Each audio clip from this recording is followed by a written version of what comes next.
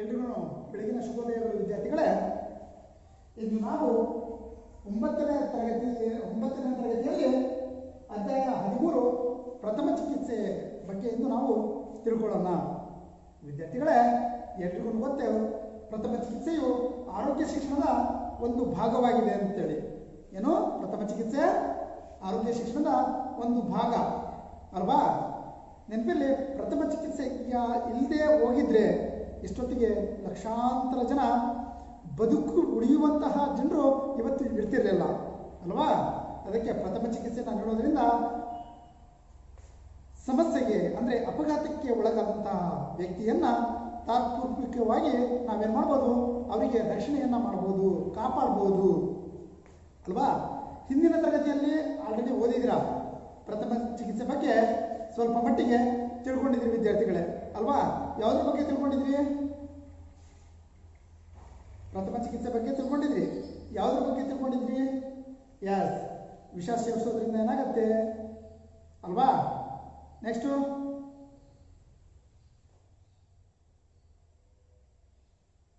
ಮತ್ತೇನು? ಎಸ್, ಅಪಘಾತಗಳಾದಾಗ ಯಾವ ರೀತಿ ನಾವು ಪ್ರಥಮ ಚಿಕಿತ್ಸೆಯನ್ನು ನೀಡಬೇಕು. ಯಾವುದಾದ್ರೂ ಒಂದು ಅಪಘಾತಗಳಾದಾಗ ನೆನಪಿರಲಿ, ಸಂದರ್ಭಕ್ಕೆ ತಕ್ಕಂತೆ ನಾವು ಏನು ಮಾಡ್ತೀವಿ? ಎಸ್, ಪ್ರಥಮ ಚಿಕಿತ್ಸೆಯನ್ನು ನೀಡ್ತೀವಿ. ಅವರಿಗೆ ಯಾವ ಸಂದರ್ಭಕ್ಕೆ ತಕ್ಕಂತೆ ಅಂದರೆ ಅವ್ರಿಗೆ ಆಗಿರುವಂತಹ ಸಮಸ್ಯೆಗಳನ್ನು ನೋಡ್ತೀವಿ. ಅದಕ್ಕೆ ತಕ್ಕಂತೆ ನಾವು ಸಂದರ್ಭಕ್ಕೆ ತಕ್ಕಂತೆ ಅವರಿಗೆ ಏನು ಪ್ರಥಮೋಪಚಾರವನ್ನು ನಾವು ಮಾಡಬೇಕು ಅದನ್ನು ನಾವು ಮಾಡ್ತೀವಿ ವಿದ್ಯಾರ್ಥಿಗಳೇ. ನೆನಪಿರಲಿ, ಪ್ರಥಮ ಚಿಕಿತ್ಸೆ ಅಂದರೆ ಏನು? ಪ್ರಥಮ ಚಿಕಿತ್ಸೆ ಅಂದರೆ ಅಪಘಾತವಾದಾಗ ಏನಾದರೂ ಒಂದು ಅಪಘಾತ, ನಾನು ಹಿಂದಿನ ತರಗತಿಯಲ್ಲಿ ಹೇಳಿದ್ದೀನಿ ಅಪಘಾತ ಅಂದರೆ ಯಾವ್ಯಾವ ರೀತಿ ಅಪಘಾತಗಳಿದಾವೆ ಅಂತೇಳಿ, ಯಾವುದಕ್ಕೆ ಅಪಘಾತ ಅಂತೇಳಿ ನಾವು ಕರಿತೀವಿ ಅಂತೇಳಿ. ಅಪಘಾತವಾದಾಗ ಸ್ವಸ್ಥಳದಲ್ಲಿ ವೈದ್ಯರು ಬರೋದಕ್ಕಿಂತ ಮುಂಚೆ ಅಂದರೆ ಡಾಕ್ಟರ್ಗಳು ಬರುವುದಕ್ಕಿಂತ ಮುಂಚೆ ನಾವೇನು ಮಾಡ್ತೀವಿ? ಅವರಿಗೆ ಪ್ರಥಮೋಪಚಾರವನ್ನು ಮಾಡ್ತೀವಿ. ಏನು ಮಾಡ್ತೀವಿ? ಪ್ರಥಮೋಪಚಾರವನ್ನು ನಾವು ಮಾಡ್ತೀವಿ. ಅವರಿಗೆ ತಾತ್ಕಾಲಿಕವಾಗಿ ಅಥವಾ ತಾತ್ಪೂರ್ತಿಕವಾಗಿ ನಾವೇನು ಮಾಡ್ತೀವಿ? ಅವರಿಗೆ ಪ್ರಥಮ ಚಿಕಿತ್ಸೆಯನ್ನು ಮಾಡ್ತೀವಿ, ಅಂದರೆ ಪ್ರಥಮೋಪಚಾರವನ್ನು ಮಾಡ್ತೀವಿ. ಅವರಿಗೆ ಏನು ಸಮಸ್ಯೆ ಆಗಿದೆಯಲ್ಲ ಆ ಸಮಸ್ಯೆಗೆ ಅನುಗುಣವಾಗಿ ನಾವು ಪ್ರಥಮ ಚಿಕಿತ್ಸೆಯನ್ನು ಮಾಡ್ತೀವಿ. ಅದನ್ನೇ ಪ್ರಥಮ ಚಿಕಿತ್ಸೆ ಅಂತೇಳಿ ಕರಿತೀವಿ.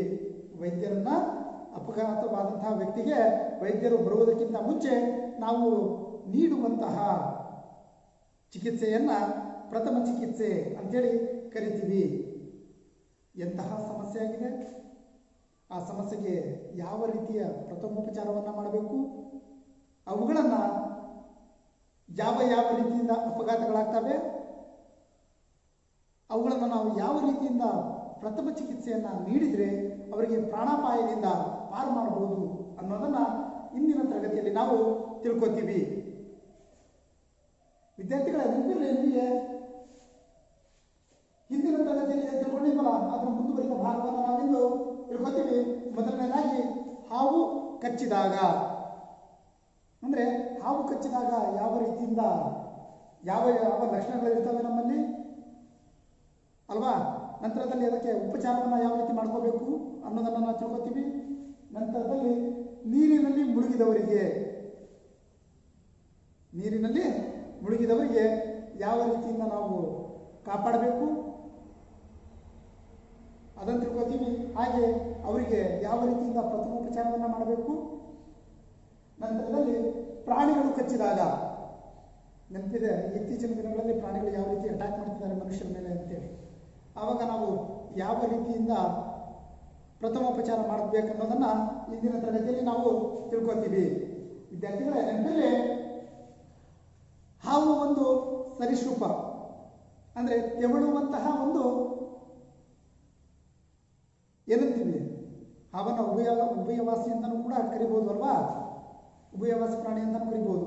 ಅಂತಹ ಸರೀಸೃಪ ಅಂತೇಳಿ ಕರಿತೀವಿ ನಾವು. ತೆವಳುವಂತಹ ಪ್ರಾಣಿಗಳಿಗೆ ನಾವು ಹೊಟ್ಟೆಯಿಂದ ತೆವಳುವಂತಹ ಪ್ರಾಣಿಗಳಿಗೆ ನಾವೇನಂತೇಳಿ ಕರಿತೀವಿ? ಸರೀಸೃಪಗಳು ಅಂತೇಳಿ ಕರಿತೀವಿ. ಅದಕ್ಕೆ ಆ ಜಾತಿಗೆ ಸೇರಿದಂತಹ ಒಂದು ಪ್ರಾಣಿ ಅಂತೇಳಿ ಹೇಳ್ಬೋದು. ಯಾವುದಕ್ಕೆ? ಹಾವಿಗೆ. ಇಂದಿನ ದಿನಮಾನಗಳಲ್ಲಿ ಹಾವುಗಳಿಂದ ವರ್ಷಕ್ಕೆ ಲಕ್ಷಾಂತರ ಜನ ಸಾಯ್ತಿರೋದನ್ನು ನಾವು ಕಾಣ್ತೀವಿ ಅಲ್ವಾ? ಹಾವುಗಳಿಂದ ಕಚ್ಚಿಸಿಕೊಂಡು ಸಾಯುತ್ತಿರುವುದನ್ನು ನಾವು ಕಾಣ್ತೀವಿ ವಿದ್ಯಾರ್ಥಿಗಳೇ. ಹಾಗಾದರೆ ಅದಕ್ಕೆ ನಾವು ಯಾವ ರೀತಿಯಿಂದ ಪ್ರಥಮೋಪಚಾರವನ್ನು ಮಾಡಬೇಕು? ಎಂಥ ಹಾವು ಕಚ್ಚುತ್ತೆ, ಯಾವ ಸಂದರ್ಭದಲ್ಲಿ? ಈ ಉದಾಹರಣೆ, ಹೊಲ ಮನೆ ಕೆಲಸ ಬಂದು ಅಂದರೆ ಸಾಕು, ಈ ಮೆಕ್ಕೆಜೋಳ ಮುರಿಯೋದಾಗಿರ್ಬೋದು ಅಂಥ ಸಂದರ್ಭಗಳಲ್ಲಿ, ಹೊಲಗಳಿಗೆ ಹೋದಂತಹ ಸಂದರ್ಭಗಳಲ್ಲಿ ಏನು ಮಾಡಿರ್ತೀವಿ, ರೈತರು ಹೋದಂತಹ ಸಂದರ್ಭದಲ್ಲಿ ಹಾವು ಅಚಾನಕ್ಕಾಗಿ ಅಂದರೆ ತನ್ನಷ್ಟು ತಾನೇ ಅದೇ ಬಂದೇನು ಕಚ್ಚಲ್ಲ, ನಾವೇನಾದರೂ ತುಳಿದು ಬಿಟ್ವಿ ಬೈ ಮಿಸ್ಟೇಕು ಅಂಥ ಸಂದರ್ಭದಲ್ಲಿ ಅದು ಕಚ್ಚುತ್ತೆ. ಕಚ್ಚಿದಂತಹ ಸಂದರ್ಭದಲ್ಲಿ ನಾವೇನು ಮಾಡಬೇಕು? ತಕ್ಷಣಕ್ಕೆ ಪ್ಲಸ್ ಆಕಾರದಲ್ಲಿ ಅಲ್ಲಿ ಯಾವುದಾದ್ರೂ ಒಂದು ಚಾಕುನೋ ಬ್ಲೇಡೋ ಏನಾದರೂ ಬಿದ್ದಂತಹ ವಸ್ತುವಿನಿಂದ ನಾವೇನು ಮಾಡಬೇಕು? ಕೊಯ್ಕೊಂಡ್ಬಿಡ್ಬೇಕು. ಅಂದರೆ ಅದರ ವಿಷ ರಕ್ತದ ಮುಖಾಂತರ ಅದು ಹೊರಗಡೆ ಹೋಗೋ ರೀತಿಯಲ್ಲಿ ನಾವು ನೋಡ್ಕೋಬೇಕು. ಹಾವಿನ ವಿಷ ರಕ್ತದ ಮೂಲಕ ಹೊರಗಡೆ ಹೋಗೋದನ್ನು ನಾವು ನೋಡಬೇಕು. ಅದರ ಮೇಲ್ಗಡೆ ತಿರುಚುತ್ತು ಪಟ್ಟಿಯನ್ನು ನಾವು ಕಟ್ಕೋಬೇಕು. ಅದರ ಮೇಲೆ ನಾವು ಬಟ್ಟೆಯನ್ನು ಏನಾದರೂ ಸಿಗೋದಂಥ ವಸ್ತುವಿಂದ ನಾವೇನು ಮಾಡ್ತೀವಿ, ಒಂದು ಸ್ವಲ್ಪ ಬಿಗಿಯಾಗಿ ಕಟ್ಕೊಂಡ್ಬಿಟ್ರೆ ಹಾವು ಅದರ ವಿಷದ ತೀವ್ರತೆ ಕಡಿಮೆಯನ್ನು ಮಾಡಬಹುದು ಅಲ್ವಾ ವಿದ್ಯಾರ್ಥಿಗಳೇ? ಅದಕ್ಕೆ ಆದಷ್ಟು ನಾವು ಹಾವಿನಿಂದ ಕಚ್ಚಿಸಿಕೊಂಡಂತಹ ವ್ಯಕ್ತಿಗೆ ಯಾವ ರೀತಿಯಿಂದ ನಾವು ನೋಡ್ಕೋಬೇಕನ್ನೋದು. ಅವರಿಗೆ ಈಗ ಕಚ್ಚಿಸ್ಕೊಂಡಿರ್ತಾನೆ, ಆ ವ್ಯಕ್ತಿಗೆ ಏನು ಮಾಡಬೇಕು? ಅಲ್ಲಿ ಏನಾದರೂ ತಗೊಂಡು ಕೊಯ್ದುಬಿಟ್ಟು ರಕ್ತವನ್ನು ಹೊರಗೋಗ ಮಾಡಿ ಮೇಲ್ಗಡೆ ನಾವು ಪಟ್ಟಿಯನ್ನು ಕಟ್ಟಿಬಿಟ್ರೆ ಯಾವುದೇ ಕಾರಣದಿಂದ ವಿಷ ಏರಲ್ಲ. ತಕ್ಷಣಕ್ಕೆ ವೈದ್ಯರ ಬಳಿಯನ್ನು ಕರ್ಕೊಂಡು ಹೋಗಬೇಕು, ಆಸ್ಪತ್ರೆಗೆ ಕರ್ಕೊಂಡೋಗಿ ಅವರಿಗೆ ಪ್ರಥಮ ಚಿಕಿತ್ಸೆಯನ್ನು ಇಲ್ಲಿ ನೀಡಿರ್ತೀವಿ, ಅಲ್ಲಿ ಚಿಕಿತ್ಸೆಯನ್ನು ಸರಿಯಾದ ಚಿಕಿತ್ಸೆಯನ್ನು ನೀಡಬೇಕು ವಿದ್ಯಾರ್ಥಿಗಳಲ್ಲಿ. ವೈದ್ಯರು ಅವ್ರ ಬಳಿ ತಗೊಂಡೋದ್ರೆ ಸಾಕು, ಅವರು ಏನು ಟ್ರೀಟ್ಮೆಂಟ್ ಕೊಡಬೇಕು ಆ ಟ್ರೀಟ್ಮೆಂಟನ್ನು ನೀಡ್ತಾರೆ. ಆ ಕಚ್ಚಿಸಿಕೊಂಡ ವ್ಯಕ್ತಿ ತುಂಬಾ ಗಾಬರಿಯಾಗಿರ್ತಾನಲ್ವಾ, ತುಂಬಾ ಹೆದರಿರ್ತಾನೆ, ಅವನಿಗೆ ನಾವು ಅಭಯವನ್ನು ನೀಡಬೇಕು. ಏನಾಗಲ್ಲ, ನೀನು ಆರಾಮಾಗಿರು, ಹೆದರಬೇಡ ಅನ್ನೋ ಅಭಯವನ್ನು ನೀಡಬೇಕು. ನಾವು ಬರೀ ಹೊಲ ಮನೆಯನ್ನು ಪರಿಸರನೇ ನೋಡೋಂಗಿಲ್ಲ, ಶಾಲೆಯ ವಾತಾವರಣದಲ್ಲಿಯೂ ಕೂಡ ಪರಿಸರದಲ್ಲಿಯೂ ಕೂಡ ಕೆಲವೊಮ್ಮೆ ಹಾವುಗಳು ಬರುವಂಥ ಸಂದರ್ಭ ಇರುತ್ತೆ.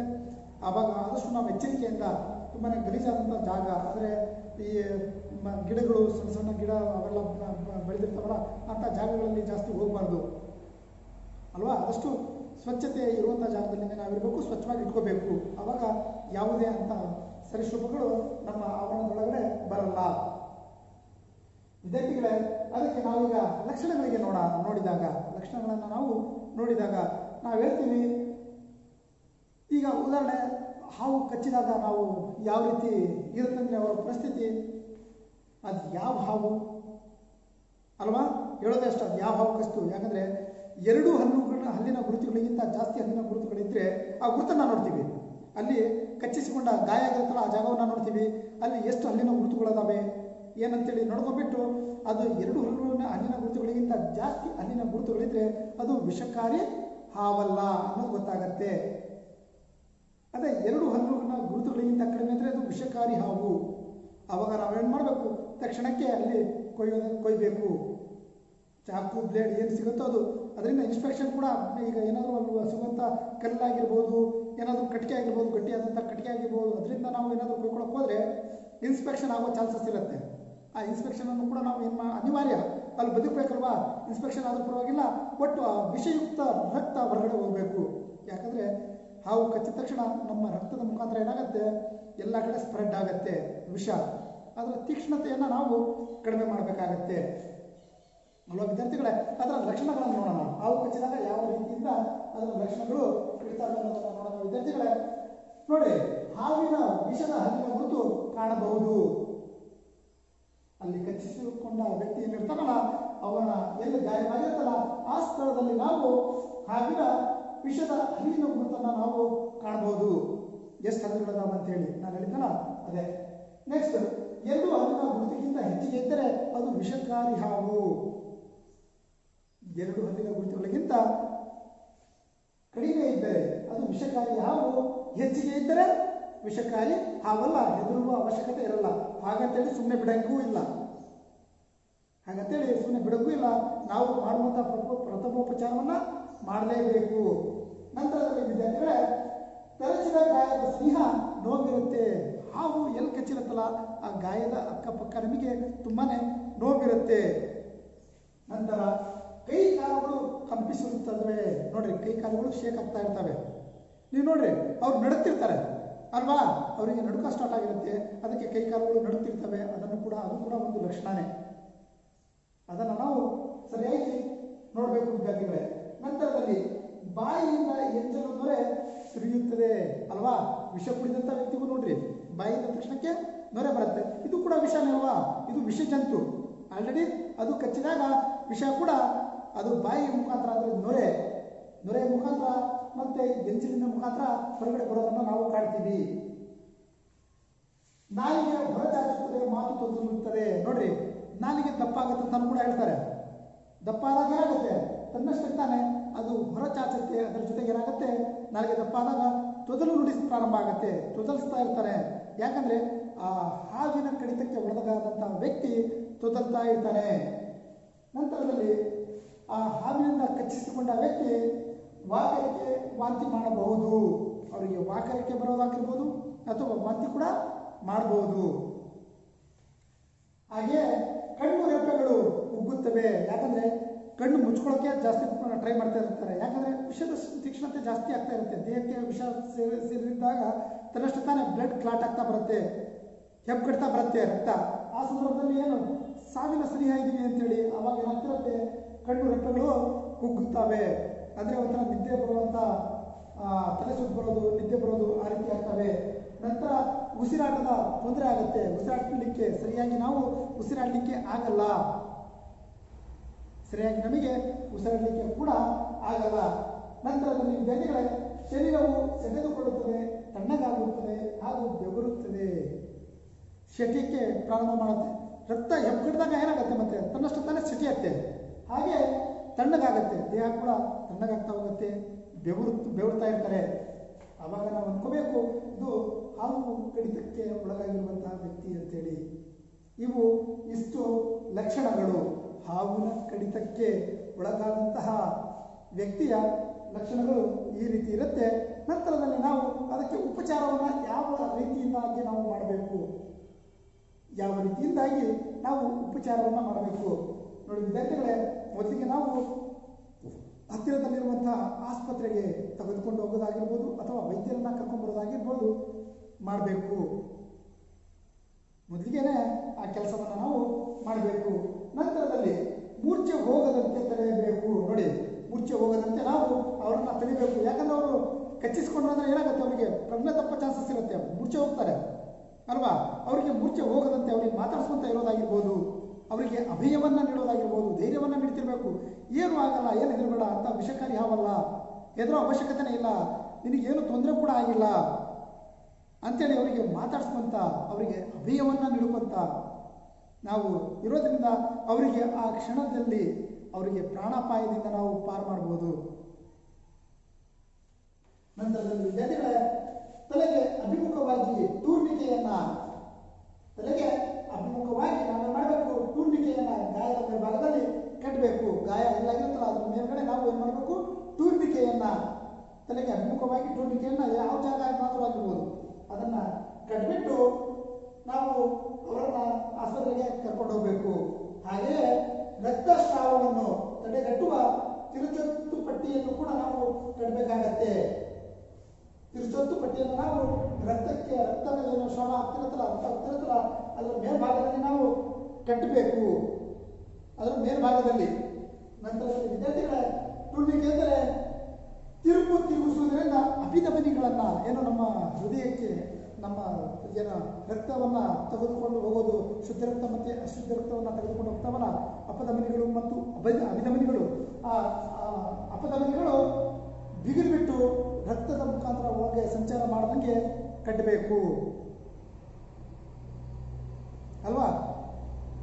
ಶುದ್ಧ ರಕ್ತ ಮತ್ತು ಅಶುದ್ಧ ರಕ್ತವನ್ನು ಅಪಧಮನಿಗಳು ಮತ್ತು ಅಭಿಧಮನಿಗಳು ಏನು ತಗೊಂಡೋಗ್ತವೆ ಅವುಗಳನ್ನು ನಾವು ಹೋಗದ ರೀತಿಯಲ್ಲಿ ತಿರುಚೊತ್ತು ಪಟ್ಟಿಯನ್ನು ಕಟ್ಬಿಟ್ರೆ ತಕ್ಷಣಕ್ಕೆ ಅಲ್ಲಿ ರಕ್ತ ಸಂಚಾರ ಅಂದರೆ ಏನು ಕಚ್ಚಿರುತ್ತಲ್ಲ ಆ ಭಾಗದಿಂದ ಮೇಲ್ಗಡೆ ಬರದ ರೀತಿಯಲ್ಲಿ ನಾವು ಕಟ್ಟೋದು ಅಂತೇಳಿ. ಹಾಗೆ ಚಾಕು ಅಥವಾ ಬ್ಲೇಡ್ನ ಸಹಾಯದಿಂದ ಚರ್ಮವನ್ನು ಕೊಯ್ದು ನಾವೇನು ಮಾಡಬೇಕು, ರಕ್ತವನ್ನು ವಿಷಯುಕ್ತ ರಕ್ತ ಹೊರಗಡೆ ಹೋದಂತೆ ನಾವು ಮಾಡಬೇಕು. ಚಾಕು ಅಥವಾ ಬ್ಲೇಡ್ ತಗೊಂಡ್ಬಿಡ್ಬೇಕು, ತಕ್ಷಣಕ್ಕೆ ಏನು ಮಾಡಬೇಕು, ಕೊಯ್ಕೊಂಡ್ಬಿಡ್ಬೇಕು. ಆ ಸ್ಥಳದಲ್ಲಿ ಕೊಯ್ಬಿಟ್ರೆ ರಕ್ತ ಏನ ಮಾಡುತ್ತೆ, ರಕ್ತದ ಮುಖಾಂತರ ವಿಷಾನು ಕೂಡ ಹೊರಗೆ ಆದಷ್ಟು ಹೋಗತ್ತೆ ಅಲ್ವಾ. ತಕ್ಷಣಕ್ಕೆ ಹೋಯ್ತು ಅಂತೇಳಿ ಅಲ್ಲೇ ಸುಮ್ಮನೆ ಇರಬಾರ್ದು. ತಕ್ಷಣಕ್ಕೆ ವೈದ್ಯರ ಬಳಿ ನಾವು ಹೋಗಲೇಬೇಕು ಅಥವಾ ವೈದ್ಯರನ್ನೇ ಬೇಗ ಕರ್ಕೊಂಡ್ಬರ್ಬೇಕು. ನಂತರದಲ್ಲಿ ಆ ಕಡಿತಕ್ಕೆ ಒಳಗಾದಂತಹ ವ್ಯಕ್ತಿಯನ್ನ ಸಾಂತ್ವನಗೊಳಿಸಬೇಕು. ಕಡಿತಕ್ಕೆ ಒಳಗಾದಂತಹ ವ್ಯಕ್ತಿನ ಸಾಂತ್ವನಗೊಳಿಸಿ ಗಾಬರಿಯಾಗದಂತೆ ನೋಡಿಕೊಳ್ಳಬೇಕು. ಅವರು ಹೆದರದ ರೀತಿಯಲ್ಲಿ, ಅವರು ಗಾಬರಿ ಆಗದಂತಹ ರೀತಿಯಲ್ಲಿ ಅವರನ್ನು ನಾವೇನು ಮಾಡಬೇಕು, ನೋಡ್ಕೋಬೇಕು. ಆವಾಗ ಅವರು ಬದುಕು ಉಳಿಯೋದು ಜಾಸ್ತಿ ಇರುತ್ತೆ. ಅವರೊಂದಿಗೆ ಸ್ಪಿರಿಟ್ ಅಂದರೆ ಏನೋ ಧೈರ್ಯವನ್ನು ತುಂಬಬೇಕು, ಅಭಯವನ್ನು ತುಂಬಬೇಕು. ಅಂಥ ಸಂದರ್ಭದಲ್ಲಿ ಅವರಲ್ಲಿರುವಂತಹ ರೋಗ ನಿರೋಧಕ ಶಕ್ತಿ ಒಂದು ಸ್ವಲ್ಪ ಹೆಚ್ಚಾಗಿಬಿಟ್ಟು ಅವ್ರು ಏನು ಮಾಡ್ತಾರೆ, ಆ ಏನು ಸಮಸ್ಯೆ ಆಗ್ತಿರತ್ತಲ್ಲ ಆ ಸಮಸ್ಯೆಯನ್ನು ಒಂದು ಸ್ವಲ್ಪ ತಡೆಗಟ್ಟುವ ಶಕ್ತಿ ಅವರಲ್ಲೇ ಉತ್ಪತ್ತಿ ಆಗುತ್ತೆ ಅಂತೇಳಿ. ನಂತರದಲ್ಲಿ ವಿದ್ಯಾರ್ಥಿಗಳೇ, ಮೂರ್ಛೆ ಹೋಗಿದ್ದರೆ ಪ್ರಜ್ಞೆ ಬರುವಂತೆ ಮಾಡಬೇಕು. ಆ ವ್ಯಕ್ತಿ ಮೂರ್ಛೆ ಹೋಗಿದ್ರೆ ಅವರನ್ನು ನಾವೇನು ಮಾಡಬೇಕು, ಅಂಗಾತ ಮಲಗಿಸಿ ಕೈಕಾಲುಗಳಿಗೆ ಕೈಕಾಲುಗಳನ್ನು ಉಜ್ಜಿ ಶಾಖವನ್ನು ಉಂಟು ಮಾಡಿ ಅವರನ್ನು ಮತ್ತೆ ಪ್ರಜ್ಞೆ ಬರುವಂತೆ ಮಾಡ್ತಾ ಇರಬೇಕು, ಮಾತಾಡ್ತಾ ಇರಬೇಕು. ಹಾಗೆಯೇ ಎಚ್ಚರದ ಸ್ಥಿತಿಯಲ್ಲಿ ಅವರು ಇದ್ದರೆ, ನಿಶಕ್ತಿ ಆಗಿದ್ದರೆ, ಅವರಿಗೆ ಎಚ್ಚರದ ಸ್ಥಿತಿಯಲ್ಲಿ ಇರ್ತಾರೆ ಮತ್ತು ಸ್ವಲ್ಪ ನಿಶಕ್ತರಾಗ್ತಿ ಇರ್ತಾರೆ. ಅಂತಹ ಸಂದರ್ಭದಲ್ಲಿ ಬಿಸಿಯಾದಂತಹ ಪಾನೀಯಗಳನ್ನು ನೀಡಬೇಕು. ಅವ್ರಿಗೆ ಏನನ್ನ ನೀಡಬೇಕು, ಅವರು ನಿಶಕ್ತರಾಗಿದ್ದರೆ, ಎಚ್ಚರದಲ್ಲಿರ್ತಾರೆ, ನಿಶಕ್ತಿ ಆಗಿರುತ್ತೆ ಅವರಿಗೆ ಅಲ್ವಾ. ಸಮಸ್ಯೆಗಳನ್ನು ಅವ್ರಿಗೆ ಆಲ್ರೆಡಿ ಅದು ಗಾಯ ಆಗಿರುತ್ತೆ. ಅವರಿಗೆ ನಿಶಕ್ತಿ ಆಗಿರುವಂಥ ಸಂದರ್ಭದಲ್ಲಿ ನಾವೇನು ಮಾಡಿರಬೇಕು, ಅವರಿಗೆ ಬಿಸಿ ಪಾನೀಯಗಳನ್ನು ಅಂದರೆ ಟೀ ಆಗಿರ್ಬೋದು, ಕಾಫಿ ಆಗಿರ್ಬೋದು, ಹಾಲಾಗಿರ್ಬೋದು, ಇವುಗಳನ್ನು ನಾವು ನೀಡೋದ್ರಿಂದ ವಿಷದ ತೀಕ್ಷ್ಣತೆಯನ್ನು ಕುಗ್ಗಿಸಬಹುದು. ಆ ವಿಷದ ತೀಕ್ಷ್ಣತೆ ಏನು ಜಾಸ್ತಿ ಆಗ್ತಿರುತ್ತಲ್ಲ ಅದು ನಿಧಾನವಾಗಿ ವಿಷ ಇರುವ ರೀತಿಯಲ್ಲಿ ಮಾಡಬಹುದು. ನಂತರದಲ್ಲಿ ವಿದ್ಯಾರ್ಥಿಗಳೇ, ಇಷ್ಟು ಹಾವಿನಿಂದ ಕಚ್ಚಿಸಿಕೊಂಡ ವ್ಯಕ್ತಿಗೆ ಉಪಚಾರವನ್ನು ನಾವು ಮಾಡಬಹುದು. ಈಗ ನೋಡಿದ್ರಿ, ಲಕ್ಷಣಗಳನ್ನು ನೋಡಿದ್ರಿ, ಹಾಗೆ ಯಾವ ರೀತಿಯಿಂದಾಗಿ ನಾವು ಉಪಚಾರ ಮಾಡಬೇಕು ಅನ್ನೋದನ್ನು ಕೂಡ ನೀವು ನೋಡಿದ್ರಿ ವಿದ್ಯಾರ್ಥಿಗಳೇ. ಮತ್ತೊಮ್ಮೆ ಲಕ್ಷಣಗಳನ್ನು ನೋಡೋಣ. ಹಾವಿನ ವಿಷದ ಹಲ್ಲಿನ ಗುರುತು ನಾವು ಕಾಣಬಹುದು. 2 ಹಲ್ಲಿನ ಗುರುತಿಗಿಂತ ಹೆಚ್ಚಿಗೆ ಇದ್ದರೆ ಅದು ವಿಷಕಾರಿ ಹಾವು ಅಲ್ಲ. ಜೊತೆಗೆ ಕಲಿಸಿದ ಗಾಯದ ಸನಿಹ ನೋವಿರೋದನ್ನು ನಾವು ಕಾಣ್ತೀವಿ. ಕೈಕಾಲುಗಳು ಆದರೆ ನಡುಕ್ತಿರ್ತವೆ. ಅದೇ ರೀತಿ ಬಾಯಿಂದ ಎಂಜಲು ಮತ್ತು ನೊರೆ ಸುರಿಯೋದನ್ನು ನಾವು ನೋಡ್ತೀವಿ ವಿದ್ಯಾರ್ಥಿಗಳೇ. ಅದೇ ರೀತಿ ನಾಲಿಗೆ ಹೊರಚಾಚುತ್ತದೆ ಮತ್ತು ಮಾತು ತೊದಲುತ್ತದೆ. ವಾಕರಿಕೆ, ವಾಂತಿ ಮಾಡಬಹುದು. ಹಾವಿನ ಕಡಿತಕ್ಕೆ ಒಳಗಾದಂಥ ವ್ಯಕ್ತಿ ವಾಕರಿಕೆ ಮತ್ತು ವಾಂತಿಯನ್ನು ಮಾಡಬಹುದು. ಕಣ್ಣು ರೆಪ್ಪೆಗಳು ಉಬ್ಬುತ್ತವೆ, ಉಸಿರಾಟದ ತೊಂದರೆ ಆಗುತ್ತದೆ. ಕಣ್ಣು ರೆಪ್ಪೆಗಳೇನಾಗ್ತವೆ, ಉಗ್ತವೆ, ಮತ್ತು ಉಸಿರಾಟದ ತೊಂದರೆ ಕೂಡ ಆಗುವುದನ್ನು ನಾವು ಕಾಣ್ತೀವಿ. ಶರೀರವು ಸೆಟೆದುಕೊಳ್ಳುತ್ತದೆ, ತಣ್ಣಗಾಗುತ್ತದೆ, ಹಾಗೆ ಬೆವರುತ್ತದೆ. ಇವು ಲಕ್ಷಣಗಳು. ನಂತರದಲ್ಲಿ ಉಪಚಾರಕ್ಕೆ ನಾವು ಬಂದಾಗ ವೈದ್ಯರನ್ನು ಬೇಗನೆ ಕರೆಸಬೇಕು. ಹಾಗೆ ಮೂರ್ಛೆ ಹೋಗದಂತೆ ತಡೆಯಬೇಕು. ತಲೆಗೆ ಅಭಿಮುಖವಾಗಿ ಟೂರ್ನಿಕೆಯನ್ನು ಗಾಯದ ಮೇಲ್ಭಾಗದಲ್ಲಿ ಕಟ್ಟಬೇಕು. ಟೂರ್ನಿಕೆ ಎಂದರೆ ತಿರುಗಿಸುವುದರಿಂದ ಅಪಧಮನಿಗಳನ್ನು ಬಿಗಿದು ರಕ್ತಸ್ರಾವವನ್ನು ತಡೆಗಟ್ಟುವ ತಿರುಚೊತ್ತು ಪಟ್ಟಿ. ಹಾಗೆಯೇ ಚಾಕು ಅಥವಾ ಬ್ಲೇಡ್ನ ಸಹಾಯದಿಂದ ಚರ್ಮವನ್ನು ಕೊಯ್ದು ಏನು ಮಾಡಬೇಕು, ಚರ್ಮವನ್ನು ಕೊಯ್ದ ತಕ್ಷಣ ರಕ್ತ ಹೊರಗೋಗುತ್ತೆ. ವಿಷಯುಕ್ತ ರಕ್ತನೂ ಕೂಡ ಅದರ ಜೊತೆಗೆ ಅದರ ವಿಷದ ಏನಿರುತ್ತಲ್ಲ ಅದು ಕೂಡ ಹೊರಗೆ ಹೋದಂಗೆ ನಾವು ಮಾಡಬಹುದು. ಮತ್ತೆ ಸಾಂತ್ವನಗೊಳಿಸಿ, ಆ ವ್ಯಕ್ತಿಯನ್ನು ಸಾಂತ್ವನಗೊಳಿಸಿ ಗಾಬರಿಯಾಗದಂತೆ ಅಭಯವನ್ನು ನೀಡಬೇಕು. ಮತ್ತೆ ಮೂರ್ಛೆ ಹೋಗಿದ್ದರೆ ಪ್ರಜ್ಞೆ ಬರುವಂತೆ ಮಾಡಬೇಕು. ಆ ವ್ಯಕ್ತಿ ಮೂರ್ಛೆ ಹೋಗಿದ್ರೆ ಅವರಿಗೆ ಪ್ರಜ್ಞೆ ಬರುವಂತೆ ಮಾಡಬೇಕಾಗತ್ತೆ. ಎಚ್ಚರದ ಸ್ಥಿತಿಯಲ್ಲಿ ಅಥವಾ ನಿಶಕ್ತಿ ಆಗಿದ್ದರೆ ಅವರಿಗೆ ಬಿಸಿಯಾದಂತಹ ಪಾನೀಯ ನೀಡಬೇಕು. ಬಿಸಿಯಾದಂತಹ ಹಾಲು ಮತ್ತು ಟೀ, ಕಾಫಿ ಇವುಗಳನ್ನು ನೀಡಬಹುದು ಅಲ್ವಾ ವಿದ್ಯಾರ್ಥಿಗಳೇ. ಇಷ್ಟು ಹಾವಿನ ಕಡಿತಕ್ಕೆ ಒಳಗಾದ ವ್ಯಕ್ತಿಗೆ ಈ ಲಕ್ಷಣಗಳು ಹಾಗೂ ಅವರಿಗೆ ನೀಡುವಂತಹ ಪ್ರಥಮೋಪಚಾರದ ಬಗ್ಗೆ ನೋಡಿದ್ವಿ. ಅದರ ಮುಂದುವರಿದ ಭಾಗ ನೀರಿನಲ್ಲಿ ಮುಳುಗಿದವರಿಗೆ. ನೀರಿನಲ್ಲಿ ಮುಳುಗಿದವರಿಗೆ ಪ್ರಥಮ ಚಿಕಿತ್ಸೆಯನ್ನು ಯಾವ ರೀತಿ ನೀಡಬಹುದು ಅಂತೇಳಿ. ವಿದ್ಯಾರ್ಥಿಗಳಿಗೆ ನಿಮಗೆಲ್ಲ ಗೊತ್ತು, ಇತ್ತೀಚಿನ ದಿನಗಳಲ್ಲಿ ನೀರಿನಲ್ಲಿ ಮುಳುಗಿ ಸಾವನ್ನು ಅಪ್ತಿರೋ ಸಂಖ್ಯೆ ಅದರಲ್ಲೂ ಮಕ್ಕಳ ಸಂಖ್ಯೆ ಜಾಸ್ತಿ ಆಗಿದೆ ಅಲ್ವಾ? ಯಾಕೆ ಹೇಳಿ? ಈಜನ್ನು ಕಲೀಲಿಕ್ಕಂತೇಳಿ ಬಾವಿಗಳಲ್ಲೋ ದೊಡ್ಡ ದೊಡ್ಡ ಹೊಂಡಗಳಲ್ಲೋ ಕೆರೆಗಳಲ್ಲೋ ಮಕ್ಕಳು ರಜೆ ಇತ್ತಂದರೆ ಸಾಕು ಏನು ಮಾಡ್ತಿದ್ದಾರೆ, ಈಜು ಕಲೀಲಿಕ್ಕೆ ಅಂತೇಳಿ ಹೋಗ್ತಿದ್ದಾರೆ. ಅಲ್ಲಿ ಏನು ಮಾಡ್ತಿದ್ದಾರೆ, ಸಮಸ್ಯೆಯನ್ನು ಅನುಭವಿಸ್ತಿದ್ದಾರೆ ಅವರು ಅಲ್ವಾ? ನೋಡ್ತಿದ್ದೀರಾ, ಈಜಾಡ್ಲಿಕ್ಕೆ ಅಂತೇಳಿ 3-4 ಜನ ಮಕ್ಕಳು ಹೋಗಿರ್ತಾರೆ ಅಲ್ವಾ? ಅಲ್ಲಿ ಹೋದಂತಹ ಸಂದರ್ಭದಲ್ಲಿ ಈಜಾಡ್ಲಿಕ್ಕೆ ಅಂತೇಳಿ ದಡದಲ್ಲಿ ಆಡ್ತಿರ್ತಾರೆ, ಅವ್ರಿಗೆ ಆಳ ಇರೋದು ಗೊತ್ತಿರಲ್ಲ. ಆ ಸಂದರ್ಭದಲ್ಲಿ ಅಲ್ಲಿ ಆಡ್ತಿರುವಂಥ ಸಂದರ್ಭದಲ್ಲಿ ನಿಧಾನಕ್ಕೆ ಅವ್ರಿಗೆ ಒಂದೊಂದು ಹೆಜ್ಜೆ ಇಟ್ಕೊಂತ ಅಲ್ಲೇ ಒಳಗಡೆ ಹೋದಂಥ ಸಂದರ್ಭದಲ್ಲಿ ಅಲ್ಲೇ ಗುಂಡಿ ಇರುತ್ತೆ, ಗುಂಡಿ ತೆಗೆದಿರ್ತಾರೆ. ಆ ಗುಂಡಿಯಲ್ಲಿ ತಕ್ಷಣಕ್ಕೆ ಹೋಗ್ಬಿಡ್ತಾರೆ. ಅವರನ್ನು ರಕ್ಷಣೆ ಮಾಡ್ಲಿಕ್ಕೆ ಅಂತೇಳಿ ಇದ್ದಂತಹ ಸ್ನೇಹಿತರು ಅವ್ರ ಜೊತೆಗೆ ಏನೋ ಹೋಗಿರ್ತಾರಲ್ಲ, ಅವರು ಕೂಡ ಹೋಗ್ತಾರೆ. ಎಷ್ಟೋ ಜನ ಅವ್ರ ಜೊತೆಗೇನೆ ಅವರು ಕೂಡ ನೀರು ಪಾಲಾಗ್ಬಿಡ್ತಾರೆ. ಅಂಥ ಸನ್ನಿವೇಶಗಳು ರಜೆಗಳಲ್ಲೇ ಅತಿ ಹೆಚ್ಚಿನದಾಗಿ ನಡೀತಿರೋದನ್ನು ನಾವು ನೋಡ್ತಿದ್ದೀವಿ. ಅಲ್ಲಿ ಹೋದ್ರು ಆ ಕೃಷಿ ಹೊಂಡದಲ್ಲಿ ಎಷ್ಟು ಜನ ಮಕ್ಕಳು ಈಜಾಡ್ಲಿಕ್ಕೆ ಹೋದ್ರು, ಅಲ್ಲಿ ಸಾವನ್ನಪ್ಪಿದ್ರು. ಇಲ್ಲಿ ಈಜಾಡ್ಲಿಕ್ಕೆ ಅಂತ ಹೋದ್ರು, ಇಲ್ಲಿ ಈ ರೀತಿ ಸಮಸ್ಯೆ ಆಯಿತು. ಬರೀ ಅವುಗಳನ್ನೇ ನಾವು ದಿನನಿತ್ಯ ನೋಡ್ತಿದ್ದೀವಿ ಅಲ್ವಾ ವಿದ್ಯಾರ್ಥಿಗಳೇ? ಮತ್ತೆ ದೋಣಿಯಲ್ಲಿ ಹೋಗುವಾಗ ಒಂದು ದಡದಿಂದ ಮತ್ತೊಂದು ದಡಕ್ಕೆ ಹೋಗುವಾಗ ದೋಣಿ ಮಗುಚಿ ಅಲ್ಲೂ ಕೂಡ ಅಷ್ಟು ಜನರ ಸಾವು ಅಲ್ವಾ? ಗಣಪತಿ ಹಬ್ಬದ ಟೈಮಲ್ಲಿ ಗಣಪತಿಯನ್ನು ನೀರಿಗೆ ಬಿಡ್ಲಿಕ್ಕೆ ಹೋದಾಗ ಅಲ್ಲಿ ನೀರು ಬಿಡ್ಲಿಕ್ಕೆ ಹೋದಂತಹ ವ್ಯಕ್ತಿಗಳು ಎಷ್ಟು ಜನ ಸಾವು. ಅದನ್ನು ನೋಡಿ ನೀರಿನಲ್ಲಿ ಮುಳುಗಿ ಸಾಯುತ್ತಿರುವಂತಹ ಜನರ ಸಂಖ್ಯೆ ದುಪ್ಪಟ್ಟಾಗ್ತಿದೆ ಅಲ್ವಾ? ಅದಕ್ಕೆ ಈ ರೀತಿಯ ಸಮಸ್ಯೆಗಳು ಆದಾಗ ಅದನ್ನು ನಾವು ಯಾವ ರೀತಿಯಿಂದಾಗಿ ಅವರನ್ನು ರಕ್ಷಣೆ ಮಾಡಬೇಕು. ಮತ್ತೆ ಈಜು ಕಲಿಯದ ವ್ಯಕ್ತಿಗಳು ಬರದೇ ಇರೋರು ಯಾವುದೇ ಕಾರಣಕ್ಕೂ ದಯವಿಟ್ಟು ಯಾವುದೇ ಕೆರೆಯಲ್ಲಿ ಹೊಂಡೆಯಲ್ಲಿ ಅಲ್ಲಿ ಹೋಗಬೇಡ್ರಿ ಈಜಾಡಲಿಕ್ಕೆ.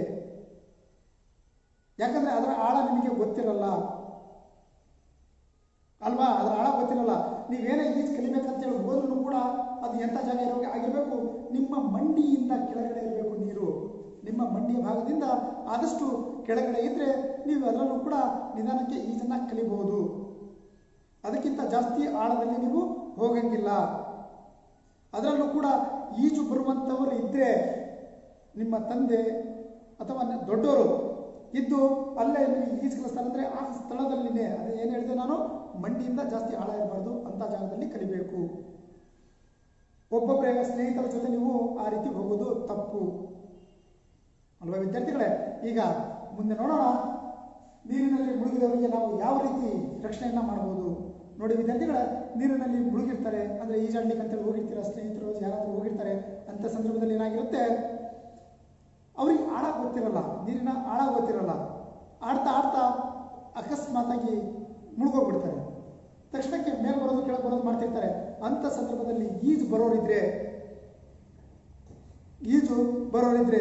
ಅವ್ರಿಗೆ ಅಂದರೆ ಈಜು ಬರೋರು ಇರ್ತಾರೆ, ಕೆಲವರು ಈಜು ಬರುತ್ತೆ ಆದರೆ ರಕ್ಷಣೆ ಮಾಡೋದು ಗೊತ್ತಿರಲ್ಲ ಅಲ್ವಾ? ಅವ್ರೇನು ಮಾಡ್ತಾರೆ, ಈಜು ಆಡ್ಕೊಂತ ಹೋಗ್ತಾರೆ, ನಾನು ರಕ್ಷಣೆ ಮಾಡ್ಕೊಂಡು ಬರ್ಬೋದು ಅಂತೇಳಿ ಹೋಗಿ ಹಿಡ್ಕೊಂಡು ಟ್ರೈ ಮಾಡ್ತಾರೆ. ಅವನೇನು ಮಾಡ್ತಾನೆ, ಅವನು ಏನು ಮುಳುಗ್ತಿರ್ತಾನಲ್ಲ ಆ ವ್ಯಕ್ತಿ ಆಲ್ರೆಡಿ ಹೆದರಿರ್ತಾನೆ, ಎಲ್ಲಿ ಏನಾಗ್ಬಿಡುತ್ತೋ ಅಂತೇಳಿ ಅವನಿಗೂ ಕೂಡ ತಪ್ಕೊಂಡ್ಬಿಡ್ತಾನೆ, ಗಟ್ಟಿಯಾಗಿ ಹಿಡ್ಕೊಂಡ್ಬಿಡ್ತಾನೆ. ಆವಾಗ ಅವನಿಗೆ ರಕ್ಷಣೆ ಮಾಡೋಕೆ ಹೋದರೂ ಕೂಡ ಬದುಕಲ್ಲ, ಈ ಮಗುನು ಕೂಡ ಬದುಕಲ್ಲ ಅಲ್ವಾ? ಅದಕ್ಕೆ ನಾವು ಏನು ಮಾಡಬೇಕು, ಈಜು ಬಲ್ಲವರು ಮತ್ತು ಅವರಿಗೆ ಎಳೆದು ತರುವಂತಹ ಸಾಮರ್ಥ್ಯ ಇದ್ದರೆ ಮಾತ್ರ ಆ ಮುಳುಗ್ತಿರೋ ವ್ಯಕ್ತಿಯನ್ನು ಹೋಗಿ ನಾವೇನು ಮಾಡಬೇಕು, ಎಳ್ಕೊಂಡು ಬರಬೇಕು. ಅದು ಆಗಲಿಲ್ಲ ಅನ್ಕೊಳ್ಳಿ, ಅದು ನನ್ನ ಕೈಲಿ ಅವರಿಗೆ ಈಜಾಗ ಹೊಡ್ಕೊಂಡು ಹೋಗಿ ಎಳ್ಕೊಂಬರಕ್ಕೆ ಆಗಲಿಲ್ಲ ಅಂದ್ಕೊಳ್ರಿ. ಅಂಥ ಸಂದರ್ಭದಲ್ಲಿ ಅಲ್ಲಿ ಸಿಗುವಂತಹ ಯಾವುದಾದ್ರೂ ಒಂದು ವಸ್ತುವನ್ನು ಬಳಸಿಕೊಂಡು, ಅಂದರೆ ಬಟ್ಟೆ ಆಗಿರ್ಬೋದು, ಹಗ್ಗ ಆಗಿರ್ಬೋದು, ಕೋಲು ಆಗಿರ್ಬೋದು, ಅದರ ಸಹಾಯದಿಂದ ನಾವು ಮಾಡಬೇಕು, ಅವರನ್ನು ಹೊರಗೆ ತರಲಿಕ್ಕೆ ಪ್ರಯತ್ನ ಪಡಬೇಕು ವಿದ್ಯಾರ್ಥಿಗಳೇ. ಅಥವಾ ಈಜು ಬಲ್ಲವರನ್ನು ಯಾರಾದರೂ ಇದ್ದರೆ ಅವರಿಗೆ ಬೇಗ ಕರೆಸಬೇಕು, ಆದಷ್ಟು ಬೇಗ ಕೂಗಿ ಬೇಗ ಕರೆದುಬಿಟ್ಟು ಅವರಿಂದ ನಾವು ರಕ್ಷಣೆಯನ್ನು ಪಡ್ಕೋಬೇಕು. ಇಲ್ಲ ಅಂದರೆ ಅವ್ರ ಜೊತೆ ನಾನು ತಗೊಬರ್ತೀನಿ ಅಂತ ಹೋದರೂ ಕೂಡ ಅವರು ಕೂಡ ಜೊತೆಗೇ ಹೋಗ್ಬಿಡ್ತಾರೆ. ಅಂತಹ ಇನ್ಸಿಡೆಂಟ್ ತುಂಬಾ ಆಗಿದ್ದಾವೆ. ತುಂಬನೇ ಆಗಿದ್ದಾವೆ, ಒಂದೆರಡಲ್ಲ ತುಂಬನೇ ಆಗಿದ್ದಾವೆ. ಅದಕ್ಕೆ ಆದಷ್ಟು ಎಚ್ಚರಿಕೆಯಿಂದ ಇರಬೇಕು. ಆಳ ಇದ್ದಂಥ ಸ್ಥಳದಲ್ಲಿ ಯಾವುದೇ ಕಾರಣಕ್ಕೂ ಹೋಗಲೇಬಾರ್ದು, ನೀರಿಗೆ ಇಳಿಲೇಬಾರ್ದು ಅಲ್ವಾ ವಿದ್ಯಾರ್ಥಿಗಳೇ? ಅಷ್ಟು ನೆನಪಿರಲಿ. ಆದಷ್ಟು ಅವರಿಗೆ ಅಂದರೆ ಈಜನ್ನು ಚೆನ್ನಾಗಿ ಕಲಿತಿರುವಂಥವ್ರು ಮತ್ತು ಎಳ್ಕೊಂಬರಕ್ಕೆ ಹೋದವರು ಅವರ ಕೂದಲನ್ನು ಅವರ ಮೇನ್ ಕೂದಲನ್ನು ಹಿಡ್ಕೊಂಡ್ಬಂದರೆ ತುಂಬಾ ಒಳ್ಳೆಯದು. ಕೂದಲನ್ನಾಗಿರ್ಬೋದು ಅಥವಾ ಕಾಲಿನ ಒಂದು ಯಾವುದಾದ್ರೂ ಒಂದು ಭಾಗವನ್ನಾಗಿರ್ಬೋದು ಎಳ್ಕೊಂಬರ್ಬೇಕು. ಅದನ್ನು ಬಿಟ್ಟು ಹೋಗಿ ನಾನು ತರ್ಕೊಂಡು ಅವನಿಗೆ ಎಳ್ಕೊಂಡ್ಬರ್ತೀನಿ ಅಂದರೆ ಅದು ಸಾಧ್ಯವಿಲ್ಲ ಅಲ್ವಾ? ಅವರು ಗಟ್ಟಿಯಾಗಿ ಹಿಡ್ಕೊಂಡ್ಬಿಡ್ತಾರೆ, ಅವರನ್ನು ಕೂಡ ಸಮಸ್ಯೆಗೆ ಒಳಪಡಿಸ್ತಾರೆ. ಅದಕ್ಕೆ ಆದಷ್ಟು ಈಜು ಬಲ್ಲವರೇ ಹೋಗಬೇಕು. ಅದು ಅವರ ಕೂದಲನ್ನು ಹಿಡಿದು ಎಳ್ಕೊಂಬರ್ಲಿಕ್ಕೆ ಪ್ರಯತ್ನ ಮಾಡಬೇಕು. ಮತ್ತೆ ನಂತರದಲ್ಲಿ ನಾವು ನೋಡೋದಾದ್ರೆ ವಿದ್ಯಾರ್ಥಿಗಳೇ, ಎಳ್ಕೊಂಬರ್ತೀವಿ, ಎಳ್ಕೊಂಬಂದು ಹೊರಗಡೆ ಮಾಡ್ತೀವಿ, ಮಲಗಿಸ್ತೀವಿ. ಅವರಿಗೆ ಬೋರಲ್ಲಾಗಿ ಮಲಗಿಸಿ ಅವರ ಹೊಟ್ಟೆಯಲ್ಲಿರುವಂತಹ ಅವರೇನು ನೀರು ಕುಡಿದಿರ್ತಾರಲ್ಲ ಆ ನೀರನ್ನು ಹೊರಗೆ ತೆಗೆಯಲಿಕ್ಕೆ ಹೊಟ್ಟೆ ಮೇಲೆ ಆದಷ್ಟು ಪುಷ್ ಮಾಡಿ ಹೊಟ್ಟೆಯ ಭಾಗವನ್ನು ಸ್ವಲ್ಪ ಅದುಮಿ ಏನು ಮಾಡಬೇಕು ನಾವು ಅವರ ಪುಪ್ಪಸದಲ್ಲಿ ಸೇರಿಕೊಂಡಿರುವಂತಹ ನೀರನ್ನು ಹೊರ ತೆಗಿಬೇಕು. ಅವರನ್ನೇನು ಮಾಡಬೇಕು, ಬೋರಲ್ಲಾಗಿ ಮಲಗಿಸಿ ನಾವೇನು ಮಾಡಬೇಕು, ಹೊಟ್ಟೆ ಪುಪ್ಪಸದಲ್ಲಿ ಸೇರಿಕೊಂಡಿರುವಂತಹ ನೀರನ್ನು ಹೊರಗೆ ತೆಗೆದ್ರೆ ಇನ್ನು ಉತ್ತಮ. ತೆಗಿಬೋದಲ್ವಾ? ತೆಗಿಬೋದು. ಮತ್ತು ಸ್ವಲ್ಪ ಗಾಳಿ ಆಡಲಿಕ್ಕೆ ಅವ್ರಿಗೆ ಬಿಡಬೇಕು. ನಂತರದಲ್ಲಿ ಅವರನ್ನು ಏನು ಮಾಡಬೇಕು, ಕಾಲುಗಳನ್ನು ಉಜ್ಜಿ ಶಾಖವನ್ನು ಉಂಟು ಮಾಡಬೇಕು. ಇಷ್ಟು ಆದಷ್ಟು ಅವರಿಗೆ ನಾವು ಅವರನ್ನು ಆ ಸಾವಿನ ದವಡೆಯಿಂದ ಪಾರು ಮಾಡಬೇಕು ಅಲ್ವಾ ವಿದ್ಯಾರ್ಥಿಗಳೇ? ನಂತರದಲ್ಲಿ ನಾವು ವೈದ್ಯರ ಬಳಿ ಕರ್ಕೊಂಡು ಹೋಗಬೇಕು. ಅವರನ್ನು ಕೂಡ ಮಾಡ್ಬೋದಲ್ವಾ? ಇಷ್ಟು ಆರಾಮಾಗಿ ಮಾಡ್ಬೋದು. ಏನು ಹೇಳಿದೆ, ಈಜು ಬಲ್ಲವರು ಹೋಗಿ ಅವರನ್ನು ತಗೊಂಡ್ಬರ್ಬೇಕು, ಕೂದಲು ಹಿಡಿದು ಎಳ್ಕೊಂಬರ್ಬೇಕು. ಎಳ್ಕೊಂಬಂದು ನಂತರದಲ್ಲಿ ಏನು ಮಾಡಬೇಕು, ಅವರನ್ನು ಅವರ ಪುಪ್ಪಸದಲ್ಲಿ ಸೇರಿರುವಂಥ ನೀರನ್ನು ತೆಗಿಬೇಕಂತ ಹೇಳಿದ್ವಿ. ಶಾಖವನ್ನು ಉಂಟು ಮಾಡಿ ಆದಷ್ಟು ಅವರನ್ನು ಮಾತಾಡಿಸ್ತಾ ಅವರಿಗೆ ಅಭಯವನ್ನು ನೀಡಬೇಕು. ಅಲ್ಲಿ ಹೆದರಿರ್ತಾರೆ ಅವರನ್ನು ಕೂಡ ಅವರಿಗೆ ಒಂದು ಸ್ವಲ್ಪ ಧೈರ್ಯವನ್ನು ಹೇಳಿ ಏನೂ ಪ್ರಾಬ್ಲಮ್ ಆಗಲ್ಲ ಅಂತೇಳಿ ಅವ್ರಿಗೆ ಹೇಳ್ಕೊಂತ ಆದಷ್ಟು ಅವರನ್ನು ನಾವೇನು ಮಾಡಬೇಕು, ಸಾಂತ್ವನಗೊಳಿಸಬೇಕು. ನಂತರದಲ್ಲಿ ಈಜು ಬರದವರಿದ್ದರೆ ಏನು ಮಾಡಬೇಕು, ಕೋಲಿನ ಸಹಾಯದಿಂದ ಅಥವಾ ಹಗ್ಗದ ಸಹಾಯದಿಂದ ಅಥವಾ ಅಲ್ಲಿ ಬಿದ್ದಿರುವಂಥ ಯಾವುದಾದ್ರೂ ಬಟ್ಟೆಗಳನ್ನಾಗಿರ್ಬೋದು ಅವುಗಳನ್ನು ಕೊಟ್ಟು ಅವರನ್ನು ಎಳ್ಕೊಂಬರ್ಲಿಕ್ಕೆ ಪ್ರಯತ್ನವನ್ನು ಪಡಬೇಕು. ಯಾವುದೇ ಕಾರಣಕ್ಕೂ ನಾವು ಹತ್ತಿರ ಹೋಗಿ ಅವರನ್ನು ಎಳ್ಕೊಂಬರ್ತೀವಿ ಅಂದರೆ ಕಷ್ಟ ಆಗುತ್ತೆ. ಈಜು ಬರೆದವರು ಯಾವುದೇ ಕಾರಣಕ್ಕೂ ಕೂಡ ಹತ್ತಿರ ಹೋಗಬಾರ್ದು. ಇಷ್ಟು ಮಾಡಿ ನೀವು ಅವರನ್ನು ಹೊರಗಡೆ ತಂದು ಬೋರಲ್ಲಾಗಿ ಮಲಗಿಸಿ ಹೊಟ್ಟೆ ಪುಸ್ತಕದಲ್ಲಿ ಸೇರಿರುವಂಥ ಎಲ್ಲ ನೀರನ್ನು ಹೊರಗಡೆ ತೆಗೆಸಿ ಅವರನ್ನು ಸಾಂತ್ವನಗೊಳಿಸಿ ವೈದ್ಯರ ಬಳಿ ಕರ್ಕೊಂಡು ಹೋಗಬೇಕು ವಿದ್ಯಾರ್ಥಿಗಳೇ. ಇಷ್ಟು ನೀರಿನಲ್ಲಿ ಮುಳುಗಿದವರಿಗೆ ನಾವು ಮಾಡುವಂತಹ ಪ್ರಥಮೋಪಚಾರ ಅಂತ ಹೇಳ್ಬೋದಲ್ವಾ ವಿದ್ಯಾರ್ಥಿಗಳೇ? ಯಾಸ್ ಹೇಳ್ಬೋದು. ನಂತರದಲ್ಲಿ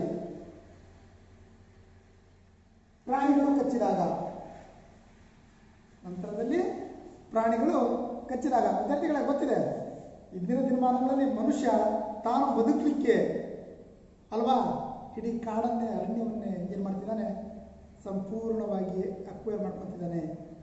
ಹಾಗಾಗಿ ಪ್ರಾಣಿಗಳು ದಿಕ್ಕು ತೋಚದಂತೆ ಎಲ್ಲವುಗಳು ಕೂಡ ಮನುಷ್ಯನ ಮೇಲೆ ದಾಳಿ ಮಾಡ್ತಿದ್ದಾವೆ. ಆ ಪ್ರಾಣಿಗಳ ಅನ್ನವನ್ನು ನಾವು ಕಸ್ಕೊಂತಿದ್ದೀವಿ. ಯಾಕಂದರೆ ಮನುಷ್ಯ ಬುದ್ಧಿಜೀವಿ ಅಲ್ವಾ? ಮನುಷ್ಯನಿಗೆ ಎಲ್ಲ ಪ್ರಾಣಿಗಳಿಂದಲೂ ಕೂಡ ಬುದ್ಧಿ ಇರೋದು ಮನುಷ್ಯನಿಗೆ. ಆ ಮನುಷ್ಯ ತನ್ನ ಬುದ್ಧಿಯನ್ನು ಬಳಸಿಕೊಂಡು ಆ ಪ್ರಾಣಿಗಳ ಸರ್ವನಾಶವನ್ನು ಅರಣ್ಯದ ನಾಶವನ್ನು ಮಾಡಲಿಕ್ಕೆ ಬರ್ತಿದ್ದಾನೆ. ಅದರಿಂದ ಆ ನೋವನ್ನು ಅನುಭವಿಸಿರೋರು ಯಾರು? ನಾವೇ. ನಾವು ಮಾಡ್ತಿರೋ ತಪ್ಪಿಗೆ ನಾವೇ ಅದರ ನೋವನ್ನು ಅನುಭವಿಸ್ತಿದ್ದೀವಿ ತಾನೇ? ಅನುಭವಿಸ್ತಿದ್ದೀವಿ ವಿದ್ಯಾರ್ಥಿಗಳೇ. ನೋಡಿ, ಪ್ರಾಣಿಗಳು ಅಂದರೆ ಸಾಮಾನ್ಯವಾಗಿ ನಾಯಿ ಕಡಿತ. ಸಾಮಾನ್ಯವಾಗಿ ಎಲ್ಲ ಪ್ರಾಣಿಗಳು ಕಚ್ಚುತ್ತವೆ, ಕೆಲವೊಂದು ಪ್ರಾಣಿಗಳು ತಿಂದೇ ಬಿಡ್ತವೆ. ಆದರೆ ನಾಯಿ ಕಡಿತಕ್ಕೆ ಒಳಗಾದವರಿಗೆ ಯಾವ ರೀತಿಯಿಂದ ನಾವು ಪ್ರಥಮೋಪಚಾರವನ್ನು ಮಾಡಬಹುದು? ಯಾರಾದರೂ ಕಚ್ಚಿಸ್ಕೊಂಡಿರೋ ಇದ್ದೀರಲ್ವಾ? ಸಾಮಾನ್ಯವಾಗಿ ಊರುಗಳಲ್ಲಿ ನಾಯಿಗಳು ತುಂಬಾ ಇರ್ತವೆ. ಸಾಮಾನ್ಯವಾಗಿ ಯಾರಾದರೂ ಕಚ್ಚಿಸ್ಕೊಂಡಿದ್ದೇ ಇರ್ತೀವಿ ಅಲ್ವಾ? ರೈಟ್. ಕಚ್ಚಿಸ್ಕೊಂಡಿರ್ತಾರೆ. ನೋಡಿ ವಿದ್ಯಾರ್ಥಿಗಳೇ, ನಾಯಿ ಕಚ್ಚೋದು ಸಾಮಾನ್ಯ. ಅದು ನಾವು ಸ್ವಲ್ಪ ಓಡೋದ್ರೂ ಸಾಕು, ಅಥವಾ ನಾಯಿ ಹುಚ್ಚು ನಾಯಿ ಆಗಿದೆ ತನ್ನಷ್ಟಕ್ಕೆ ತಾನೇ ಅದೇ ಬಂದು ಕಚ್ಚಿಬಿಡುತ್ತೆ ನಮಗೆ ಅಲ್ವಾ. ಅವುಗಳಿಂದ ಆದಷ್ಟು ಎಚ್ಚರಿಕೆಯಿಂದ ಇರೋದು ಉತ್ತಮ. ಈಗ ರೀಸೆಂಟ್ ಆಗಿ ಒಂದು ಇನ್ಸಿಡೆಂಟ್ ನೋಡಿದ್ವಿ. ಒಂದು ಚಿಕ್ಕ ಮಗು ಬೆಂಗಳೂರಲ್ಲಿ ನೋಡ್ತಿದ್ದೀವಿ, ಟಿವಿಗಳಲ್ಲೆಲ್ಲ ನ್ಯೂಸ್ಗಳಲ್ಲೆಲ್ಲ ಬರ್ತಿರುತ್ತೆ ಅಲ್ವಾ. ಏನು, ನಾಯಿ ಕಡಿತಕ್ಕೆ ಮಗು ಸಾವು, ನಾಯಿ ಕಡಿತಕ್ಕೆ ಒಳಗಾದಂಥ ಮಗು, ಅಂದರೆ ಕಿವಿನೋ ಬಾಯೋ ಮೂಗು ಎಲ್ಲ ಕಚ್ಚಿರೋದನ್ನು ನೋಡಿರ್ತೀವಿ, ತಿಂದಿರೋದನ್ನು. ಯಾಕೆ? ಅವುಗಳಿಗೆ ಊಟ ಇರಲ್ಲ, ಅದಕ್ಕೆ ಮನುಷ್ಯನ ಮೇಲೆ ದಾಳಿ ಮಾಡ್ತಿದೆ. ಅದು ಚಿಕ್ಕ ಮಕ್ಕಳ ಮೇಲೆ ಜಾಸ್ತಿ. ಆ ಚಿಕ್ಕ ಮಕ್ಕಳನ್ನ ಯಾವ ರೀತಿ ದೊಡ್ಡ ವ್ಯಕ್ತಿಗಳನ್ನು ಏನು ಬಿಟ್ಟಿಲ್ಲ, ಅವ್ರ ಮೇಲೂ ಕೂಡ ತುಂಬಾ ದಾಳಿಗಳನ್ನು ಮಾಡ್ತಿರೋದನ್ನು ನಾವು ಕಾಣ್ತೀವಿ. ಅಂತಹ ವ್ಯಕ್ತಿ ನೋಡಿ, ಒಂದು ಚಿಕ್ಕ ಮಗು, ಅಕ್ಕ ತಂಗಿ ಇಬ್ಬರೂ ಕೂಡ ಬರ್ತಿರ್ತಾರೆ. ಅದು ರಾತ್ರಿ ಒಂದು 7 ಗಂಟೆ ಆಗಿರ್ಬೋದು ಅನ್ಸುತ್ತೆ. ಅಂಥ ಸಮಯದಲ್ಲಿ ಅದು ಬೆಂಗಳೂರಲ್ಲೇ ನಡೆದಿರೋದಂಥ ಇನ್ಸಿಡೆಂಟ್ ಇರ್ಬೋದು. CC ಕ್ಯಾಮ್ರಾದಲ್ಲಿ ರೆಕಾರ್ಡ್ ಆಗಿರೋದನ್ನು ನಾವು ನೋಡಿದ್ವಿ. ಅದು ನ್ಯೂಸಲ್ಲಿ ನಾವು ನೋಡ್ತೀವಿ. ಅದನ್ನು ಎಲ್ಲರೂ ಕೂಡ ನೋಡಿದ್ದೀರ ಅನ್ಕೊಂತೀನಿ. ಆ ಸಂದರ್ಭದಲ್ಲಿ ಒಂದು 7-8 ನಾಯಿಗಳು ಬಂದು ಆ ಮಗುವಿಗೆ ಆವರಿಸ್ಕೊಂಡ್ಬಿಡ್ತವೆ. ಅದನ್ನು ನೋಡಿದಂಥ ಅವ್ರ ಅಕ್ಕ ಓಡೋಗ್ಬಿಡ್ತಾಳೆ ಮನೆಗೆ. ಆ ಮಗು ಒಂದೇ ಇರುತ್ತೆ, ಆದರೆ ಆ ಮಗು ಹೆದರಲ್ಲ. ಆ ಮಗು ಆ ನಾಯಿಗಳನ್ನೆಲ್ಲ ಹೆದರ್ಸುತ್ತೆ. ಚಿಕ್ಕ ಮಗು, ಒಂದು 4 ವರ್ಷ ಆಗಿರ್ಬೋದು ಅಷ್ಟೇ, 3-4 ವರ್ಷ ಆಗಿರ್ಬೋದು ಆ ಮಗು ಎಲ್ಲ ನಾಯಿಗಳನ್ನು ಹೆದರ್ಸುತ್ತೆ. ಅಷ್ಟರಲ್ಲಿ ಆ ಹೆದರ್ಸಿದ ಮೇಲೆ ನಂತರದಲ್ಲಿ ಒಂದು ಸ್ವಲ್ಪ ಜನ ಬರ್ತಾರೆ, ಅವ್ರ ಪೇರೆಂಟ್ಸ್ ಯಾರೋ ಬರ್ತಾರೆ. ಅಷ್ಟರಲ್ಲಿ ಆ ನಾಯಿಗಳು ಬಿಟ್ಟು ಹೋಗ್ತವೆ. ಬೇರೆ ಮಕ್ಕಳು ಆಗಿದ್ದಿದ್ರೆ ಅವ್ರು ಹೆದರ್ಸ್ತಿರ್ಲಿಲ್ಲ, ಹೆದರ್ಬಿಟ್ಟು ಇದ್ದಿದ್ದಿದ್ರೆ ಆ ನಾಯಿಗಳೆಲ್ಲ ನಾಯಿಪಾಲಾಗ್ಬಿಡೋದು. ಆ ಮಗು ನಾಯಿಪಾಲಾಗ್ಬಿಡೋದು. ಆ ಮಗು ಎಷ್ಟು ಧೈರ್ಯ ಇತ್ತು ಅಂದರೆ ಆ ಎಲ್ಲ ನಾಯಿಗಳನ್ನು ಹೆದರ್ಸ್ಕೊಂತ ನಿಂತ್ಕೊಂಡ್ಬಿಡುತ್ತೆ. ನೋಡಿ ವಿದ್ಯಾರ್ಥಿಗಳೇ, ಧೈರ್ಯ ಇರಬೇಕು. ಅದಕ್ಕೆ ಧೈರ್ಯ ಇದ್ದರೆ ಏನು ಸಮಸ್ಯೆ ಆಗಲ್ಲ. ಅದೇ ನಾಯಿ ಏನಾದರೂ ಬೊಗಳ್ತಾ ಬಂತು, ಆವಾಗ ನಾವು ಓಡಿದ್ವಿ ಅಂದರೆ ಆ ನಾಯಿ ನಮಗೆ ಗಟ್ಟಿಸ್ಕೊಂಡು ಬರುತ್ತೆ. ಅದೇ ನಾವು ನಿಂತ್ಕೊಂಡು ಅದನ್ನು ಹೆದರ್ಸಿದ್ವಿ ಅಂದರೆ ಆ ನಾಯಿ ತನ್ನಷ್ಟಕ್ಕೆ ತಾನೇ ಎದುರು ಓಡೋಗುತ್ತೆ ಬಾಲ ಮುದ್ರಕೊಂಡು. ಅದಕ್ಕೆ ನೀವು ಶಾಲೆಗೆ ಬರುವಂಥ ಸಂದರ್ಭದಲ್ಲಾಗಿರ್ಬೋದು, ಮನೆಗಳಿಗೆ ಹೋಗುವಂತಹ ಸಂದರ್ಭಗಳಲ್ಲಾಗಿರ್ಬೋದು, ಆದಷ್ಟು ಆ ನಾಯಿಗಳೇನಾದರೂ ಇದ್ದರೆ ಎಚ್ಚರಿಕೆಯಿಂದ ಹೋಗಿ, ಎಚ್ಚರ ಇರಲಿ ಅಂತೇಳಿ. ಬೊಗಳೋ ನಾಯಿಗೆ ನೀವು ರಿಟರ್ನ್ ಆದಷ್ಟು ಎದುರಿಸ್ರಿ, ಗೊತ್ತಾಯ್ತಾ? ಇಲ್ಲಾಂದರೆ ನಿಮ್ಮ ಮೇಲೆ ದಾಳಿ ಆಗುವಂಥ ಸಂದರ್ಭ ಜಾಸ್ತಿ, ಚಾನ್ಸಸ್, ಅವಕಾಶಗಳು ಜಾಸ್ತಿ ಇರುತ್ತೆ. ವಿದ್ಯಾರ್ಥಿಗಳೇ ನೆನಪಿರಲಿ, ನಾಯಿ ಕಚ್ಚಿದಾಗ ಅಂದರೆ ನಾಯಿ ಕಚ್ಚಿದಾಗ ಅದು ಯಾವ ನಾಯಿ ಕಚ್ಚಿಸಿಕೊಂಡ ವ್ಯಕ್ತಿ, ಅದು ಯಾವ ನಾಯಿ ಅಂದರೆ ಹುಚ್ಚು ನಾಯಿಯೋ. ನೀವು ಹಂಗೆ ನೋಡ್ಬೋದು ವಿದ್ಯಾರ್ಥಿಗಳೇ, ಇನ್ನೂ ಒಂದು ಸಿಂಬಲ್ ಕಾಣಿದೆ, ಅದು ನಾಯಿಯ ರೀತಿಯಲ್ಲಿ ನಿಮಗೆ ಇದು ಕಾಣ್ತಿರೋದನ್ನು ನಾವು ನೋಡ್ತೀವಿ ಅಲ್ವಾ. ಇದು ಕಾಣ್ತಿದೆ ಅಲ್ವಾ, ಸೇಮ್ ನಾಯಿ ರೀತಿಯೇ ಇದರಲ್ಲೂ ಕೂಡ ನಿಮಗೆ ಕಾಣ್ತಿದೆ ನೋಡ್ರಿ. ಆ ನಾಯಿ ಹುಚ್ಚು ನಾಯಿನೋ ಅಥವಾ ಸಾಕು ನಾಯಿನೋ ಅಥವಾ ಬೀದಿ ನಾಯಿನೋ ಅಂತೇಳಿ ನೋಡ್ಕೋಬೇಕು ಅಲ್ವಾ. ಅದು ಕಚ್ಚಿರುವಂಥ ನಾಯಿ ಹುಚ್ಚು ನಾಯಿ ಅಥವಾ ಬೀದಿ ನಾಯಿ ಅಥವಾ ಸಾಕು ನಾಯಿ. ಸಾಕು ನಾಯಿ, ಬೀದಿ ನಾಯಿಗಳು ಕಚ್ಚಿದರೆ ಅಷ್ಟೊಂದು ಇನ್ಸ್ಪೆಕ್ಷನ್ ಆಗಲ್ಲ, ಅಷ್ಟೊಂದು ಸಮಸ್ಯೆ ಆಗಲ್ಲ. ಆದರೆ ಹುಚ್ಚು ನಾಯಿ ಕಡಿತಕ್ಕೆ ಒಳಗಾದರೆ ತುಂಬಾ ತೊಂದರೆಯನ್ನು ಅನುಭವಿಸಬೇಕಾಗುತ್ತೆ ವಿದ್ಯಾರ್ಥಿಗಳೇ. ಆ ನಾಯಿಗಳು ಕಚ್ಚಿದಾಗ ನಾವು ನೋಡ್ರಿ, ಈಗ ಹುಚ್ಚು ನಾಯಿ ಕಚ್ಚಿದಾಗ ಯಾವ ರೀತಿಯಿಂದ ನಾವು ನೋಡಬೇಕು ಅಂತೇಳಿ, ಯಾವುದೇ ಪ್ರಾಣಿ ಕಚ್ಚಿದಲ್ಲಿ ಆ ಗಾಯಕ್ಕೆ, ಈ ಪ್ರಾಣಿಗಳೇನಾದರೂ ಕಚ್ಚಿದ್ರೆ ಅದಕ್ಕೆ ಆ ಗಾಯಕ್ಕೆ ನಾವೇನು ಮಾಡಬೇಕು, ಸೋಂಕು ತಗಲದಂತೆ, ಅಂದರೆ ಇನ್ಸ್ಪೆಕ್ಷನ್ ಆಗದ ರೀತಿಯಲ್ಲಿ, ಸೋಂಕು ತಗಲಬಾರ್ದಲ್ವಾ, ಸೋಂಕು ತಗಲದಂತೆ ನಾವು ಹತ್ತಿರವೇ ಇದ್ದಂತಹ, ಅಲ್ಲೇನಾದರೂ ಹತ್ತಿರವೇ ಯಾವ್ಯಾವ ಹತ್ರ ಟಿಂಚರ್ ಆಗಿರ್ಬೋದು, ಅಯೋಡಿನ್ ಆಗಿರ್ಬೋದು, ನಂತರದಲ್ಲಿ ಡೆಟೈಲ್ ಆಗಿರ್ಬೋದು, ಹಾಗೂ ಹೈಡ್ರೋಜನ್ ಪೆರಾಕ್ಸೈಡ್ ಆಗಿರ್ಬೋದು, ಅವುಗಳ ದ್ರಾವಣದಿಂದ ನಾವೇನು ಮಾಡಬೇಕು, ಶುಚಿಗೊಳಿಸಬೇಕು. ಅಂದರೆ ಎಲ್ಲಿ ಕಚ್ಚಿರುತ್ತಲ್ಲ ಆ ಭಾಗವನ್ನು ನಾವು ಯಾವುದಾದ್ರೂ ಇವು ಡೆಟೈಲ್ ಆಗಿರ್ಬೋದು, ಹೈಡ್ರೋಜನ್ ಪೆರಾಕ್ಸೈಡ್ ಆಗಿರ್ಬೋದು, ನಂತರದಲ್ಲಿ ಅಯೋಡಿನ್ ಆಗಿರ್ಬೋದು, ಹಾಗೆಯೇ ಟಿಂಚರ್, ಇವುಗಳಿದ್ರೆ ನಾವೇನು ಮಾಡಬೇಕು, ಆ ಗಾಯವನ್ನು ಅಲ್ಲಿ ಶುಚಿಗೊಳಿಸಬೇಕು. ಅದನ್ನು ಹಾಕಿ ನೀಟಾಗಿ ಅದನ್ನು ಶುಚಿಗೊಳಿಸಬೇಕು. ಆವಾಗ ಇನ್ಸ್ಪೆಕ್ಷನನ್ನು ತಡೆಗಟ್ಟಬಹುದು. ಯಾವುದಾದ್ರೂ ಪ್ರಾಣಿ ಕಚ್ಚಲಿ, ಎಲ್ಲವನ್ನ ಸೇರಿಸ್ಕೊಂಡು ಹೇಳ್ತಿರೋದು, ಯಾವುದಾದ್ರೂ ಪ್ರಾಣಿ ಕಚ್ಚಿದ್ರು ಕೂಡ ಟಿಂಚರ್, ಅಯೋಡಿನ್, ಹೈಡ್ರೋಜನ್ ಪೆರಾಕ್ಸೈಡ್, ಹಾಗೆ ಮತ್ತೊಂದು ಯಾವ್ದು ಹೇಳಿದೆ ನಾನು, ಇನ್ನೊಂದು ಡೆಟೈಲ್. ಈಗ ಆಲ್ಮೋಸ್ಟ್ ಡೆಟೈಲ್ ಇದು ನಿಮ್ಮ ಈ ಕೊರೋನಾ ರೋಗ ಬಂದಮೇಲೆ ಎಲ್ಲರೂ ಕೂಡ ಈ ಹ್ಯಾಂಡ್ ವಾಶನ್ನು ಡೆಟೈಲಿಂದ ಆಗಿರ್ಬೋದು, ಮತ್ತೊಂದರಿಂದ ಆಗಿರ್ಬೋದು ಮಾಡ್ತಿರೋದನ್ನು ನಾವು ಕಾಣ್ತೀವಿ ಅಲ್ವಾ ವಿದ್ಯಾರ್ಥಿಗಳೇ. ಅದೇ ರೀತಿ ಯಾವುದೇ ಪ್ರಾಣಿ ಕಚ್ಚಿದಾಗಲೂ ಅಷ್ಟೇ ಈ ದ್ರಾವಣಗಳಿಂದ ಟಿಂಚರ್, ಅಯೋಡಿನ್, ಡೆಟಾಲ್ ಮತ್ತೆ ಹೈಡ್ರೋಜನ್ ಪೆರಾಕ್ಸೈಡ್ ಈ ದ್ರಾವಣಗಳಿಂದ ಆ ಗಾಯವನ್ನು ಶುಚಿಗೊಳಿಸಿ ಸೋಂಕು ತಗುಲದಂತೆ ನಾವು ನೋಡ್ಕೋಬೇಕು. ನಂತರದಲ್ಲಿ ಅದಕ್ಕೆ ರಕ್ತಸ್ರಾವ ತಡೆದು ಮೇಲೆ ಸಾಮಾನ್ಯ ಸುಳಿ ಬ್ಯಾಂಡೇಜನ್ನು ಸುತ್ತಿ ಪ್ರಥಮೋಪಚಾರ ಮಾಡಬೇಕು. ವಿದ್ಯಾರ್ಥಿಗಳ ನೆನಪಿರಲಿ, ಅಲ್ಲಿ ರಕ್ತಸ್ರಾವ ಏನು ಆಗ್ತಿರುತ್ತಲ್ಲ ಅದನ್ನು ತಡೆಯೋಕ್ಕೆ ಅಂತೇಳಿ ಬ್ಯಾಂಡೇಜ್ ಬರ್ತವೆ. ಸಾಮಾನ್ಯ ಸುಳಿ ಬ್ಯಾಂಡೇಜನ್ನು ಅಲ್ಲೇನು ಮಾಡಬೇಕು, ಹಚ್ಚಿಬಿಟ್ಟು ರಕ್ತಸ್ರಾವ ಆಗದ ರೀತಿಯಲ್ಲಿ ನೋಡ್ಕೋಬೇಕು ಅಲ್ವಾ. ರಕ್ತಸ್ರಾವ ಆಗದ ರೀತಿಯಲ್ಲಿ ನಾವೇನು ಮಾಡಬೇಕು, ಸಾಮಾನ್ಯ ಸುಳ್ಳಿ ಬ್ಯಾಂಡೇಜನ್ನು ನಾವು ಕಟ್ಕೋಬೇಕಾಗತ್ತೆ. ಅದರಿಂದ ನಾವು ಏನು ಅಧಿಕ ರಕ್ತಸ್ರಾವ ಆಗ್ತಿರುತ್ತಲ್ಲ ಅದನ್ನು ನಾವು ತಡೆಯಬಹುದು. ತಡಿಬೋದಲ್ವಾ, ಆರಾಮಾಗಿ ತಡಿಬೋದು ವಿದ್ಯಾರ್ಥಿಗಳೇ. ನಂತರದಲ್ಲಿ ಗಾಯಕ್ಕೆ ಸೋಂಕಾಗದಂತೆ ಅಂದರೆ ಕೆಲವೊಬ್ರು ಮಾಡ್ತಾರೆ, ಹಿಂದಿನ ಕಾಲದಲ್ಲೂ ಹಿಂದೆ ಮಾಡ್ತಿದ್ರು, ಏನು ಏನಾದರೂ ಗಾಯಗಳಾದರೆ ತಕ್ಷಣಕ್ಕೆ ಮಣ್ಣನ್ನು ಎತ್ಕೊಂಡು ಹಾಕ್ಕೊಳ್ಳೋದು, ಸುಣ್ಣವನ್ನು ಹಚ್ಕೊಳ್ಳೋದು ಮಾಡ್ತಿದ್ರು. ಈಗಲೂ ಕೂಡ ಮಾಡ್ತಾರೆ ಅಲ್ವಾ. ಅದು ಮಾಡಬಾರ್ದು ವಿದ್ಯಾರ್ಥಿಗಳೇ. ಯಾಕಂದರೆ ಸುಣ್ಣ ಮತ್ತು ಮಣ್ಣನ್ನು ಹಚ್ಚೋದ್ರಿಂದ ಇನ್ಫೆಕ್ಷನ್ ಜಾಸ್ತಿ ಆಗುತ್ತೆ, ಸೋಂಕು ಜಾಸ್ತಿ ಆಗುತ್ತೆ. ಅದಕ್ಕಾಗಿ ಆ ಸುಣ್ಣ ಮತ್ತು ಮಣ್ಣನ್ನು ಯಾವುದೇ ಕಾರಣಕ್ಕೂ ಹಚ್ಚಬೇಡಿ ಅಂತೇಳಿ. ಯಾಕಂದರೆ ಹಿಂದೆ ಹಚ್ತಿದ್ರು, ಮಣ್ಣನ್ನು ಹಚ್ತಿದ್ರು. ಯಾಕಂದರೆ ಮಣ್ಣಿನಲ್ಲಿ ಆ ಶಕ್ತಿ ಇತ್ತು. ಹಿಂದೆ ಮಣ್ಣಿನಲ್ಲಿ ಆ ಶಕ್ತಿ ಇತ್ತು. ಯಾಕಂದರೆ ಔಷಧ ಗುಣವನ್ನು ಮಣ್ಣು ಹೊಂದಿತ್ತು. ಆದರೆ ಜನ ಏನು ಮಾಡಿಬಿಟ್ರು, ಆ ಮಣ್ಣನ್ನೇ ವಿಷವನ್ನಾಗಿ ಮಾಡಿಬಿಟ್ರು. ಯಾಕಂದರೆ ಅದರಲ್ಲಿ ವಿಷವನ್ನು ಬೆರೆಸಿ ಅಂದರೆ ಗೊತ್ತಾಗುತ್ತೆ ಯಾವ ರೀತಿ ವಿಷ ಬೆರೆಸ್ತೀವಿ ಅಂತೇಳಿ ಅಲ್ವಾ. ಎಲ್ಲದಕ್ಕೂ ಕೂಡ ಮಣ್ಣಲ್ಲಿ ಕ್ರಿಮಿನಾಶಕಗಳನ್ನು, ಬೇರೆ ಬೇರೆ ವಸ್ತುಗಳನ್ನು, ಗಾಜಾಗಿರ್ಬೋದು, ಅದು ಹಾಳಮೂಳ ಎಲ್ಲವನ್ನ ಕೂಡ ಮಾಡಿಬಿಟ್ಟು ಮಣ್ಣನ್ನು ನಾವೇನು ಮಾಡಿಬಿಟ್ಟಿದ್ದೀವಿ, ಇವತ್ತು ಕಲುಷಿತ ಮಾಡಿಬಿಟ್ಟಿದ್ದೀವಿ. ಬರೀ ನೀರನ್ನೇ ಕಲುಷಿತ ಮಾಡಿಲ್ಲ, ಮಣ್ಣನ್ನು ಕೂಡ ನಾವು ಕಲುಷಿತ ಮಾಡಿಬಿಟ್ಟಿದ್ದೀವಿ.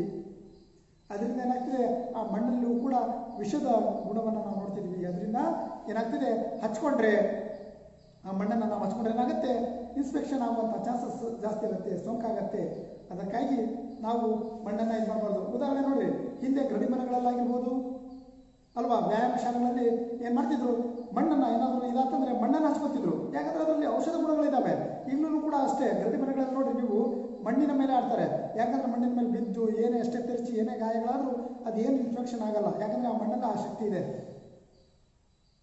ಅಲ್ವಾ. ಆದರೆ ಇವತ್ತು ರಾಸಾಯನಿಕಗಳನ್ನು ಸಂಪೂರ್ಣವಾಗಿ ನಾವು ಬಳಸಿ ಮಣ್ಣನ್ನು ಏನು ಮಾಡ್ತಿದ್ದೀವಿ, ಸಂಪೂರ್ಣವಾಗಿ ವಿಷವನ್ನಾಗಿ ಮಾಡ್ತಿದ್ದೀವಿ ವಿದ್ಯಾರ್ಥಿಗಳೇ. ಅದಕ್ಕಾಗಿ ಮಣ್ಣು ಮತ್ತು ಸುಣ್ಣವನ್ನು ಯಾವುದೇ ಕಾರಣಕ್ಕೂ ಹಚ್ಚಬಾರ್ದು.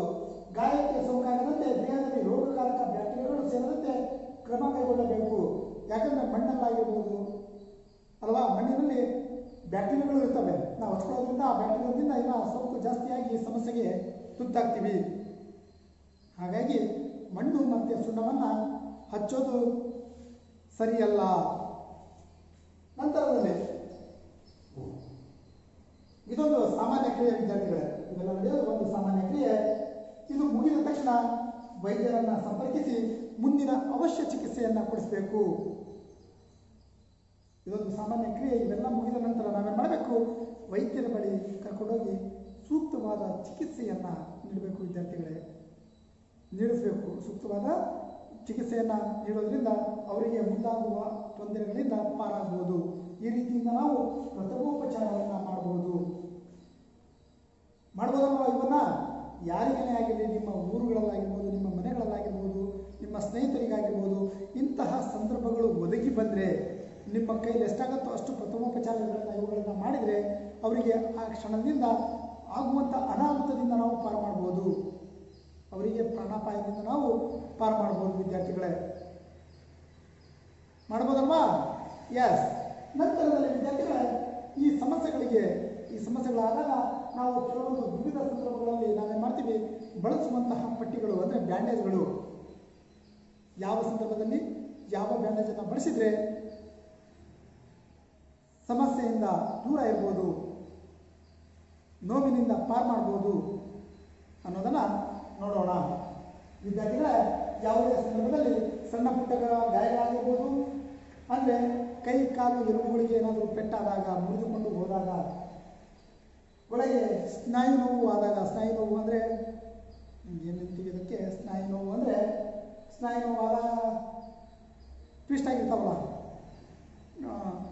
ಆ ರೀತಿ ಆದಾಗ ಪ್ರಥಮೋಪಚಾರ ಯಾವ ರೀತಿ ಹೇಗೆ ನೀಡೋದು ಅನ್ನೋದನ್ನು ತಿಳ್ಕೊಳ್ಳೋಣ.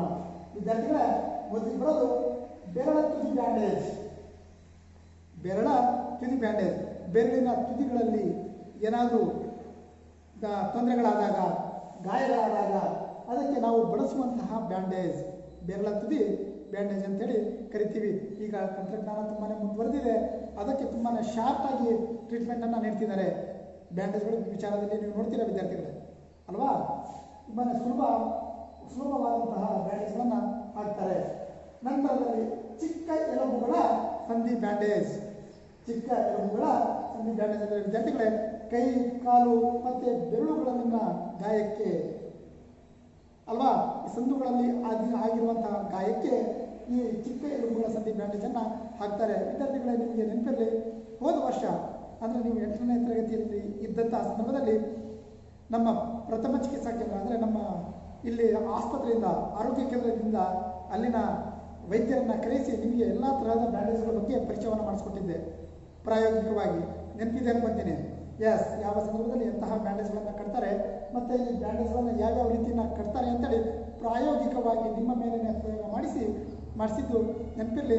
ಅವೇ ಇದಕ್ಕೆ ಸಂಬಂಧಪಟ್ಟಂಗೆ ಕರೆದಿದ್ದು. ಯಾಕಂದರೆ ಪ್ರಥಮ ಚಿಕಿತ್ಸೆಗೆ ಸಂಬಂಧಪಟ್ಟಂಗೆ ಈ ಬ್ಯಾಂಡೇಜ್ಗಳನ್ನು ಯಾವ ಸಂದರ್ಭದಲ್ಲಿ ಯಾವ ರೀತಿಯಿಂದ ಕಟ್ಟಬೇಕಂತೇಳಿ ತೋರಿಸ್ಕೊಟ್ಟೋಗಿದ್ದು.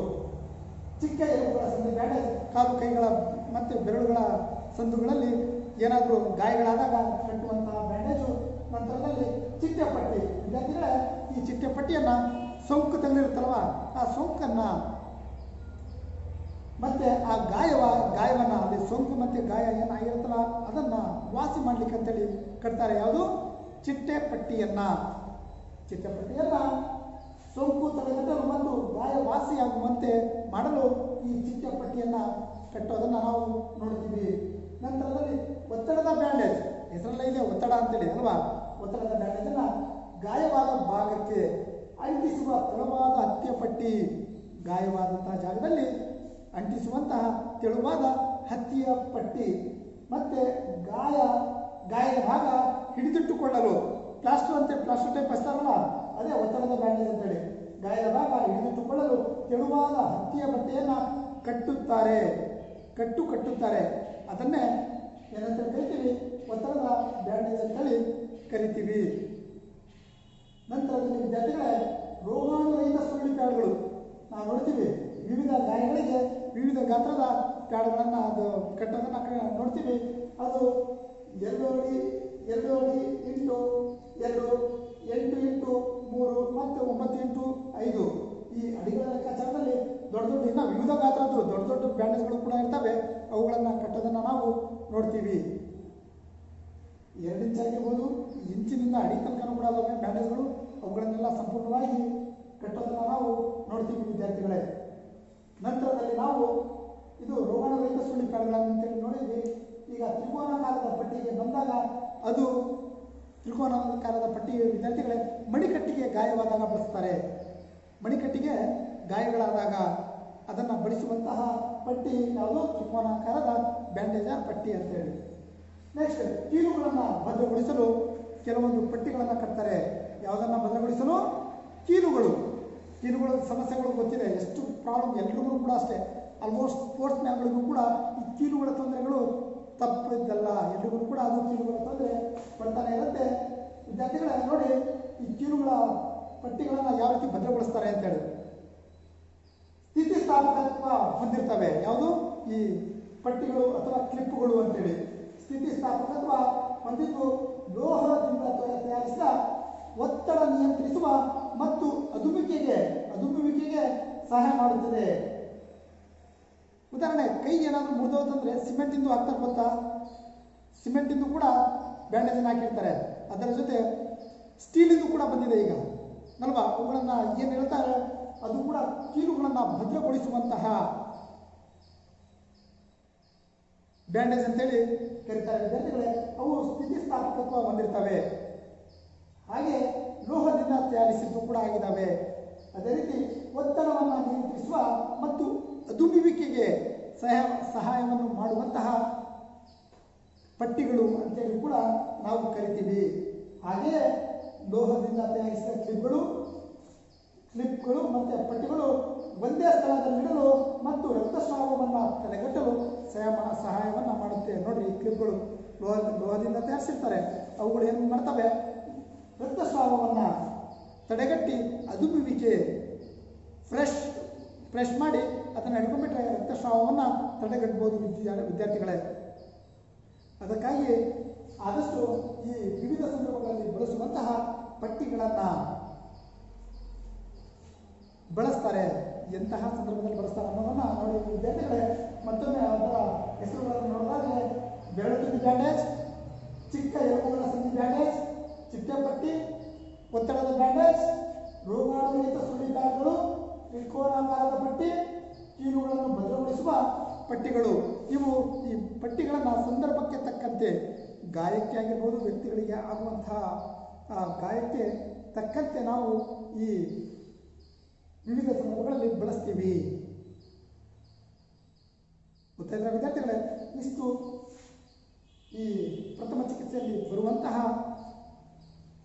ಹಾವು ಕಚ್ಚಿದಾಗ ಆಗಿರ್ಬೋದು, ನಂತರದಲ್ಲಿ ನೀರಿನಲ್ಲಿ ಮುಳುಗಿದವರಿಗೆ ಆಗಿರ್ಬೋದು, ಪ್ರಾಣಿಗಳು ಕಚ್ಚಿದಾಗ ಆಗಿರ್ಬೋದು, ಅದರಲ್ಲೂ ನಾಯಿ, ವಿವಿಧ ಸಂದರ್ಭಗಳಲ್ಲಿ ಬಳಸುವ ಪಟ್ಟಿಗಳಾಗಿರ್ಬೋದು, ಅವುಗಳ ಬಗ್ಗೆ ಕಿರುಪರಿಚಯವನ್ನು ನಿಮಗೆ ಹೇಳಿದ ವಿದ್ಯಾರ್ಥಿಗಳೇ. ಇವುಗಳಿಗೆ ಸಂಬಂಧಪಟ್ಟಂಗೆ ಏನಾದರೂ ಡೌಟ್ಸ್ಗಳಿದ್ದರೆ ನೀವು ಕೂಡ ಕೇಳಬಹುದು. ಪ್ರಥಮ ಚಿಕಿತ್ಸೆಗೆ ಸಂಬಂಧಪಟ್ಟಂತೆ, ಯಾಕಂದರೆ ಹಿಂದಿನ ತರಗತಿಯಲ್ಲೂ ಕೂಡ ಕೆಲವೊಂದು ಅಂಶಗಳನ್ನು, ಅದರ ಮಹತ್ವ ಮತ್ತು ಸ್ವರೂಪವನ್ನು ತಿಳ್ಕೊಂಡಿದ್ರಿ. ಈಗ ಆ ವ್ಯಕ್ತಿಗೆ ಪ್ರಥಮೋಪಚಾರವನ್ನು ಯಾವ ರೀತಿ ಮಾಡಬೇಕು ಅನ್ನೋದನ್ನು ನೋಡ್ಕೊಂಡಿದ್ದೀರ ವಿದ್ಯಾರ್ಥಿಗಳೇ. ಮತ್ತೊಮ್ಮೆ ಹೇಳ್ತೀನಿ, ಪ್ರಥಮ ಚಿಕಿತ್ಸೆ ಅಂದರೆ ಏನು ಅಂತೇಳಿ ನಿಮಗೆ ಗೊತ್ತಿದೆ. ಗಾಯಗೊಂಡ ವ್ಯಕ್ತಿಯನ್ನು ವೈದ್ಯರು ಬಂದು ಚಿಕಿತ್ಸೆ ನೀಡೋದಕ್ಕಿಂತ ಮುಂಚೆ, ಅಂದರೆ ವೈದ್ಯರು ಬಂದು ಚಿಕಿತ್ಸೆ ನೀಡೋದಕ್ಕಿಂತ ಮುಂಚೆ ಆ ಕ್ಷಣದಲ್ಲಿ ಅಲ್ಲಿರುವಂಥ ವಸ್ತುಗಳನ್ನು ಬಳಸಿ ನಾವು ನೀಡುವಂಥ ಚಿಕಿತ್ಸೆಗೆ ಪ್ರಥಮ ಚಿಕಿತ್ಸೆ ಅಂತೇಳಿ ಕರೀಬಹುದು ಅಲ್ವಾ ವಿದ್ಯಾರ್ಥಿಗಳೇ? ಇದು ನೆನಪಿರಬೇಕು. ಮತ್ತೇನಾದರೂ ನಿಮಗೆ ಇದರಲ್ಲಿ ಡೌಟ್ಸ್ಗಳಿದ್ದರೆ ಕೇಳಬಹುದು. ಏನು ಡೌಟ್ಸ್ ಇಲ್ವಾ? ರೈಟ್. ಇಲ್ಲಿಗೆ 9ನೇ ತರಗತಿಯ ಪ್ರಥಮ ಚಿಕಿತ್ಸೆ ಅಧ್ಯಾಯ ಮುಕ್ತಾಯವಾಗುತ್ತೆ. ನಮಸ್ಕಾರಗಳು.